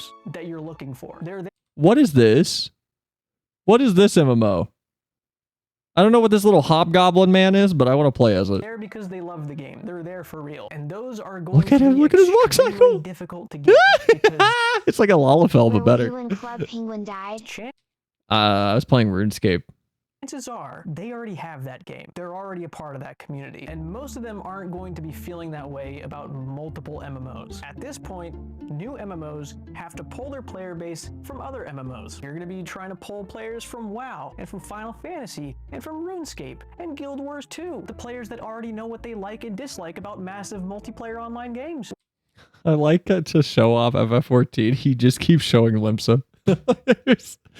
There's nothing else in that game but Limsa. Which means that by default, a new MMO is immediately competing with the top of that hill. Could you imagine trying to enter that space and these are the guys you're standing next to, trying to gain their players? Good luck. The best kind of player base to get for a brand new MMO is a new MMO player. Ones that haven't experienced the other ones yet, and you're going to be their first experience, which would mean trying to appeal to the iPad babies, the TikTok brains, the fucking Fortnite Warzoners. You know, the ones that can't even hold their attention to short form content unless there is a video below the main content that has some car surfing on ramps so that their weird brains allow them to stay there. Dude, drop a 14-year-old into vanilla WoW Northshire and see how long it takes for their brains to start freaking out because there's not enough colors and numbers. The generation following us is not gonna really be interested in this I'm going to be playing RuneScape in a retirement home. slower paced MMO style that we On a fell in private love with. server. Why would they run around Elwyn Forest or go kill goblins in Lumbridge?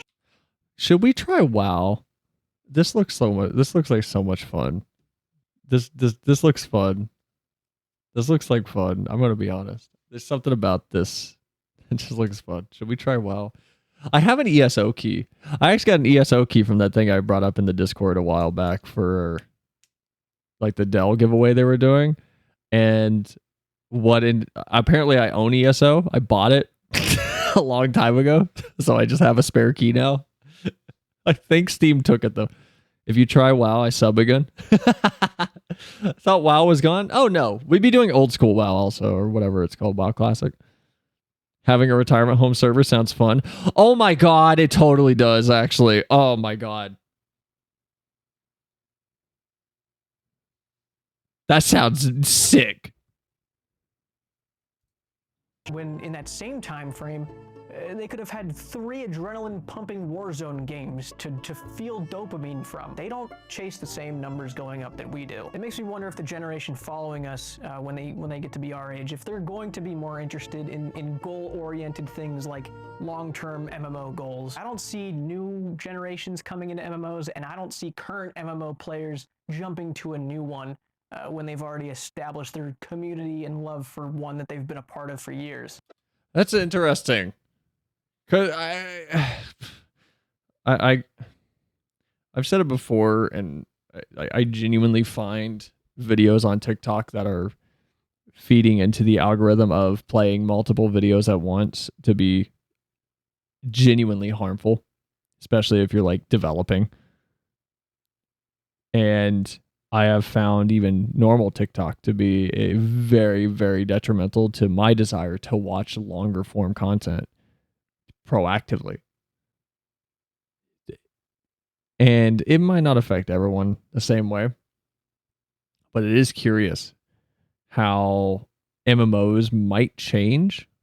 But I would also argue the problem is more a perceived one than one that actually exists, because indie games are having no problem being slow burners and picking up younger demographics still. So I don't think MMOs will have that problem. The biggest issue with MMOs is that they're not creating a genuine experience around a complex scenario made up of systems that might not all work together perfectly, but work together well enough to facilitate the experience that they want. Like we have right now. FF14. If I ever get my inventory video done, my big point in it is I don't want to see 99% of FF changed. I really don't. I don't want to see the problems in RuneScape removed. I don't want to see the problems in any game removed, because the friction and trouble that you overcome as a group and as a player base, beyond just the solo player, the group clan, the player base as a whole, that's what fosters the feeling of community. That's what fosters that weird respect you have for each other. I don't know how much that iPad kid debate is actually a medical reality and not just another moral panic. It's weird though. The problem is, yes, I'm not a doctor. I'm not a psychologist specifically. I would wager the problem isn't just TikTok. It probably extends deeper into, especially I'm in the West, I'm in America, I can only talk about America. It's easily a conversation that could devolve into the education system, where someone who went to public schools, I was seeing programs that would help me adjust to being an adult, being cut and removed. And from my understanding, I don't know, maybe it's gotten worse. Maybe it's gotten legitimately better. Maybe it's gotten legitimately worse. I don't know. I'm not in that world. I'm not immersed in it. I don't work in it, certainly. And that's why I'm curious if it's a perceived issue that he's bringing up or a genuine issue that does exist. I think the current games that we have in the MMO space are going to remain there at least for as long as both the players and the devs have that desire. In order for an MMO to take the reins, become the next big thing, to really be the game changer, it's going to have to be very outside the box. Never done before, a big risk. Chances are the next MMO to really overtake these or even see equal success as these hasn't even been thought of yet. But I just have this strange feeling that the next MMO that comes out that has 6 classes to choose from, a woodcutting skill, and 2004-ass fetch quests is not going to be the one to see themselves at the top of that hill with those. It's just a hunch. 3 years is supposedly going to be the MMO that changes everything. I completely disagree with him on this point. And I honestly, I'm going to point to games like Valheim, and I'm going to point to games like Minecraft. People love slow progression. People love that feeling of achieving something. And Valheim is a better example than Minecraft of that, I think. And Valheim blew the fuck up with everybody. It got popular fast. I feel like the viewpoint of having class abilities and skills to level is as a thing that holds the genre back is an explicitly almost pessimistic view. I disagree entirely on this point. I don't think having a skill that levels is the problem. It's about the journey. Yeah, that's what MMOs are. It's literally what the MMO is. Will it be the same for alphas is the question. Yeah. No, I'm fully confident in what I'm saying right now. Unlike the like TikTok might be as harmful as I think it is. This is because Elden Ring was super popular. And it wasn't just popular with people that were 20 plus. Games that are RPGs with leveling systems and explicit goals with assigning number values to skills and abilities as a character are not losing any ground in their popularity. I think it's absurd to think that in MMOs that the equivalent would lose their foothold in popularity. I that's why, back to what I said, I'm curious if it's a perceived problem with TikTok and short form content that leading to his opinion or a genuine issue. And I don't see it being explicitly that. I don't see it being a genuine issue that kind of permeates an entire generation. I think that's very reactionary to think. I would say, if anything, it might create some more apparent social quirks at worst, but once somebody is fully developed,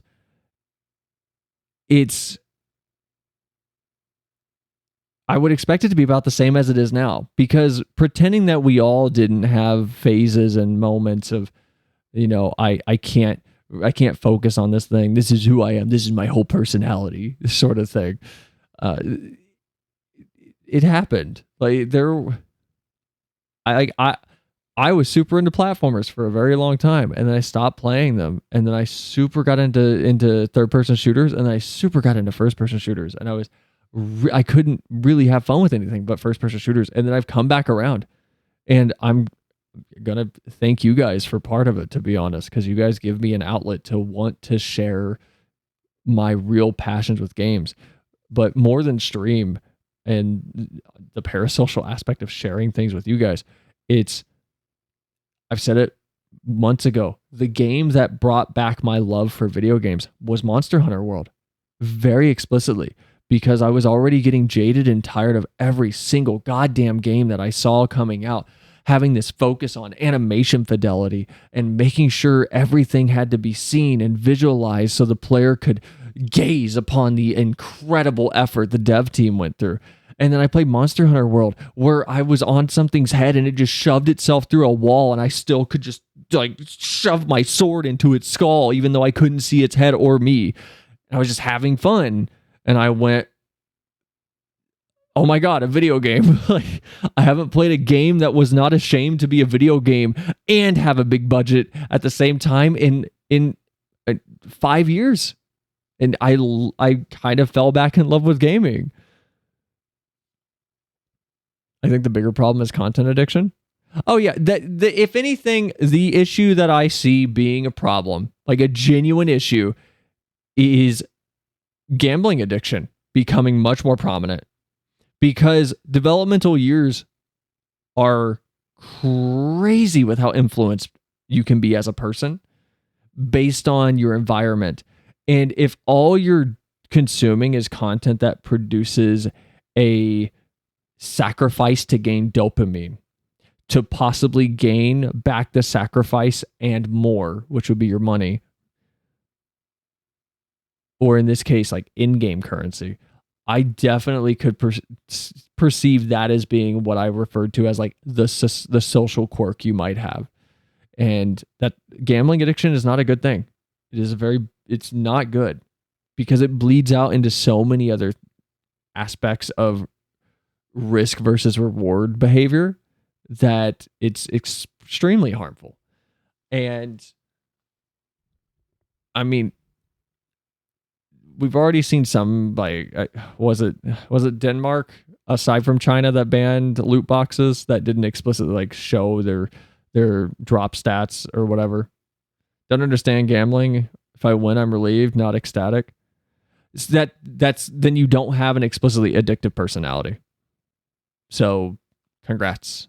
You're dodging that bullet. Because for me, I don't understand the point of gambling unless I can sway it into my favor. It's why, like, I would have no money putting money into an investment that I'm confident in if I like also can just burn the money and not financially feel like I'm in a rut. But if I'm at a blackjack table, why the fuck would I give you my money? The odds are implicitly not in my favor. I'm not going to give you money. And I'm not going to learn card counting to like sway it into my favor either, because I don't care. Also sell and music scrolls. What do you mean? Shut up. Shut up. We're continuing. I had this dev blog come out at the end of March, and I was like, okay, this looks cool. And on the side of the screen, I see some quests about killing 20 goblins. And I'm like, no fucking way that this is the revolutionary thing. The next big MMO is not gonna have kill 20 goblins as a fucking quest, I promise. They've already lost in my eyes. Yeah, well. There's just no way another one of those is gonna be the one to be up there. It will. Dark Souls has it.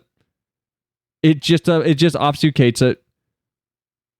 Dark Souls does it. Elden Ring does it. And those are games that are not just implicitly popular with like 20-plus-year-old people. Elden Ring does it. That quest is hidden behind the, oh, I need to go grind. That's all it is. So it'll still exist. It just might not be explicitly on the list like that. There's a few things that I believe the next big MMO needs to do differently. I think the number one priority is to come up with a structure that eliminates the locust swarm effect. Finish this as fast as possible. Get to max level as fast as possible. Get to the end game, the best in slot, the min-maxing as fast as possible. It's a real shitty habit that we've developed with video games, especially MMOs recently. I think it's played such a big role in the overall downfall of MMOs, why everything feels underwhelming now. Unfortunately, I think as long as a game structure exists that allows for that kind of mentality, it's not going to find the success that it would have found back when we weren't playing games like that. There's a video by Josh Drive Hayes that I highly recommend, like explicitly based on what he's saying right now. Hold on, let me pull it up real quick. We're not gonna watch it. I don't have time, but I will put it in chat for you guys in the Discord. There's a video by Josh Drive Hayes where he's reacting to one of his older videos called, wait, this isn't Josh? I'm sorry, you're on the wrong stream. Content on games. So he has a video. Pause, goddammit. He has a video called Have Guides Ruined Games or Gaming? Highly recommend this video. It is like 50 minutes. I agree with almost every point that he makes in this video. And the short answer is, yeah, they have. The longer answer is, yes, they have, but there's more nuance to it than you would think. I'm going to put this in the games channel. for anyone who wants to actually watch this later. Because we could go into guides and grind for a long time. In the golden age of MMOs, when things were actually enjoyed. That's why we want to play games solo now. It's why you can get from level 1 to 70 playing by yourself in WoW. And that's not going to make for a successful MMO. You might as well just make a single player game. Other MMOs would benefit. I mean, FF14 is literally doing that right now. They're adding a single player mode, and I would beg to differ again that it might actually make a very popular MMO if you have the option to play it solo. I'm honestly, it might help it. Benefit a lot by trying a more RuneScape style quest system where it feels almost like a mission with a lot of benefits afterwards, rather than just the same generic copy pasted coding of a quest of going and getting 10 mushrooms on a tree and bringing it back for XP. It's the reason why a game like RuneScape, which people have always poked fun at its graphics, feels more alive than a game with fucking Unreal Engine 5. Yep, if anyone actually does try old school RuneScape, do the questing. RuneScape's questing is unbelievably engaging. It has genuinely well written interactions, and it feels like you are uncovering something every time. It is not like, I'm going to say it's better questing than FF14 when it comes to side questing a lot of the time, because a lot of FF14 side quests boil down to, especially the early on ones, boil down to go here, kill X thing, come back. RuneScape is, hey, go here, figure out what's going on, maybe kill thing. And maybe when you kill thing, a puzzle's going to open up. Now you got to complete the puzzle. Good luck. And who knows where you're going to go. Art style is very charming. I love RuneScape style. It's very fun. The way it feels when you're a part of that world. And I think a lot of MMOs kind of look the other way when it comes to structuring things like that. They're too scared to try something else for progression. I don't know, they just play it too safe. The world has to feel alive, and everyone's end goal can't be the same. I'm not a game dev, I'm just a consumer. I complain. My role here is to complain. I'm not the guy. If I knew what this next MMO looked like, I would be trying to make it. I promise you I would. I don't think any current game devs have really wrapped their head around what it takes to bring an MMO to the next level, but I think with a lot of emerging game engines and technology we're capable of now, we're eventually going to see that thing that really makes our eyes widen and our mouths salivate. It's gonna happen. Could be a year from now, 10 years from now. Our generation of MMO players, probably the only generation of MMO players, are going to be looking for that game, and we'll know it when we see it. But for now, I think we're just gonna be cozy in the games that we play. For a more optimistic look, I think if RuneScape has taught me anything, other MMOs have really not experimented with shit. They have not really opened up the sandbox of themselves. The fact that World of Warcraft just recently released a hardcore version after it took someone developing an entire plugin to do it just kind of shows how they haven't really tried shit yet. And the fact I still want FF hardcore as an option. We talked about it for a while. And I might still do it. I haven't written off the idea completely. But I would love an FF14 hardcore option. There's so much replayability opportunity in MMOs already. And adding an option that adds genuine stakes to every step of your journey makes the narrative assignment of adventurer so much stronger. It ties you to the game even more. Gee, I missed the old school RuneScape follow circle. Follow circle. has taught me anything. Other MMOs have really not experimented with shit. They have not really opened up the sandbox of themselves. The fact that World of Warcraft just recently released a hardcore version after it took someone developing an entire plugin to do it just kind of shows how they haven't really tried shit yet. And the fact that they just tried a battle royale is even funnier. They're trying, you know, we'll give it to them. Blizzard's trying. They might be 10 years too late to the battle royale boom we mentioned earlier, but they're trying, and we've got to give them that credit. Blizzard has done everything in their power to self-destruct, and they're still standing. It's incredible. If they're not going down by now, they're never going down, all right? That company's here to stay, which gives me confidence that other MMOs will be here to stay too. They follow each other and ends up looping. Oh, that. Yeah. I wish FF14 had that. So we don't really have anything to worry about when it comes to our favorite games, our cozy home base being gone. And I think a lot of MMOs need to take advantage of this world that they've created and the different capabilities their engines have, and look and see how they can approach things differently, like RuneScape has with hardcore modes, Iron Man modes, and region locks with leagues, restricted game modes, challenges, people like watching challenges. And I think a lot of the big MMOs nowadays have the ability to implement something like that to keep their current active player bases occupied and entertained for a long time. And all that being said, I truly hope I look like an idiot a week from today when that next big thing is announced. I hope I'm wrong. I really do. I think there's a future for MMOs, and we'll all be here for it. Anyway, I think that's all I got. I've been putting together the house video. It's just 5 days of a lot of footage. It's a lot of fun, don't get me wrong. I also have a special project I can't really talk about right now, but I'm working on that beginning of May. Other than that, it's been a pleasure. Great seeing you. Take it easy. That was a good video. That was good. For anyone curious, this channel is Jimmy with a 1. But if anything, the next big MMO is going to be the same sort of execution we saw with Palworld, where instead of its own unique idea, it will be a successful amalgamation of 3 or 4 different concepts in one. Because right now, every MMO has kind of been an iterative thing of, oh, we've seen that before. Oh, we've seen that before, and you added X to it. But it'll be, oh, we've seen that before from multiple different areas of the industry all working together. That's my guess anyway.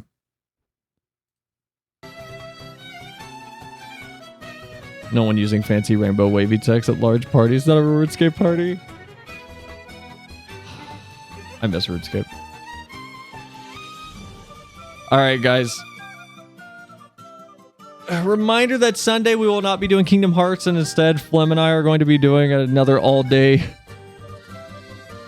Zelda randomizer together. We're going to be doing a proper multiplayer mod this time where we're both in the same game. Saturday, though, will be FF. We'll probably be doing Hildebrand. We'll probably be continuing that. Still FF. Wait, yeah, it's Saturday it is. Sunday we'll be doing something else, though. But, alright, guys, I'm hungry. I need food. And I need actual food. I'm, like, starving. I'm gonna send you guys over to...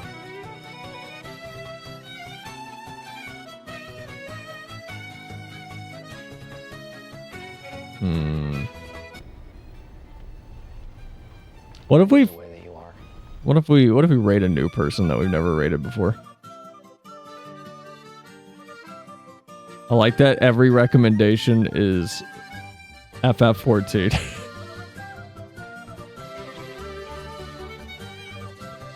Want to raid Wolf? Is he live? What's his name? Wolf of the Old War, right? Yeah, we can rate him.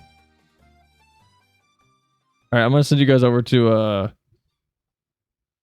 someone I don't know, but VV watches them.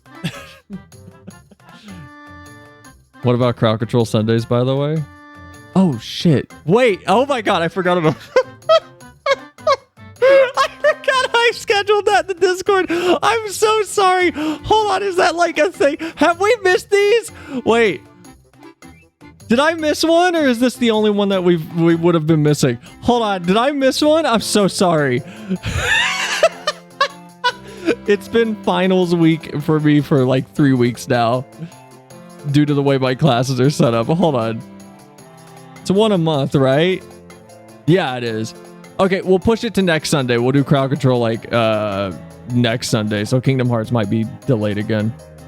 Or we'll do Kingdom Hearts and then Shad's still streaming, actually. I've been raiding Shad. I've been raiding Shad, so I figured I figured we might as well raid someone else. Unless you guys want to go watch Shad. Do you guys want to watch Shad? What major?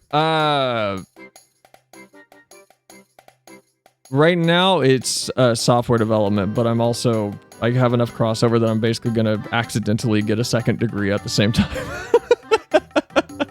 So, SDev and also hardware, software support. But we have Shads at home. Do y'all want to raid Shad or a new person?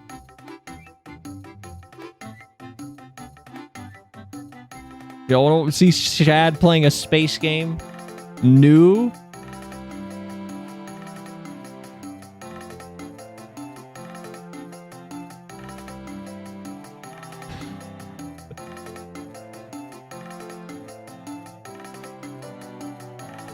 Alright, I'm gonna send you guys over to Wolf of the Old War.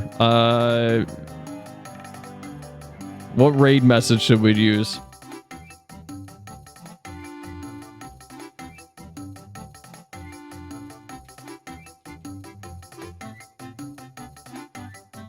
Bow wow wow. I was gonna say imagine not playing FF14. Yoshiflation. No.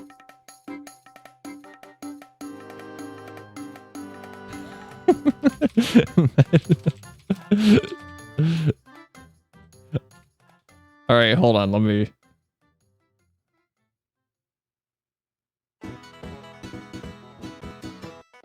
All right, here's your raid message. There you go. There's your raid message.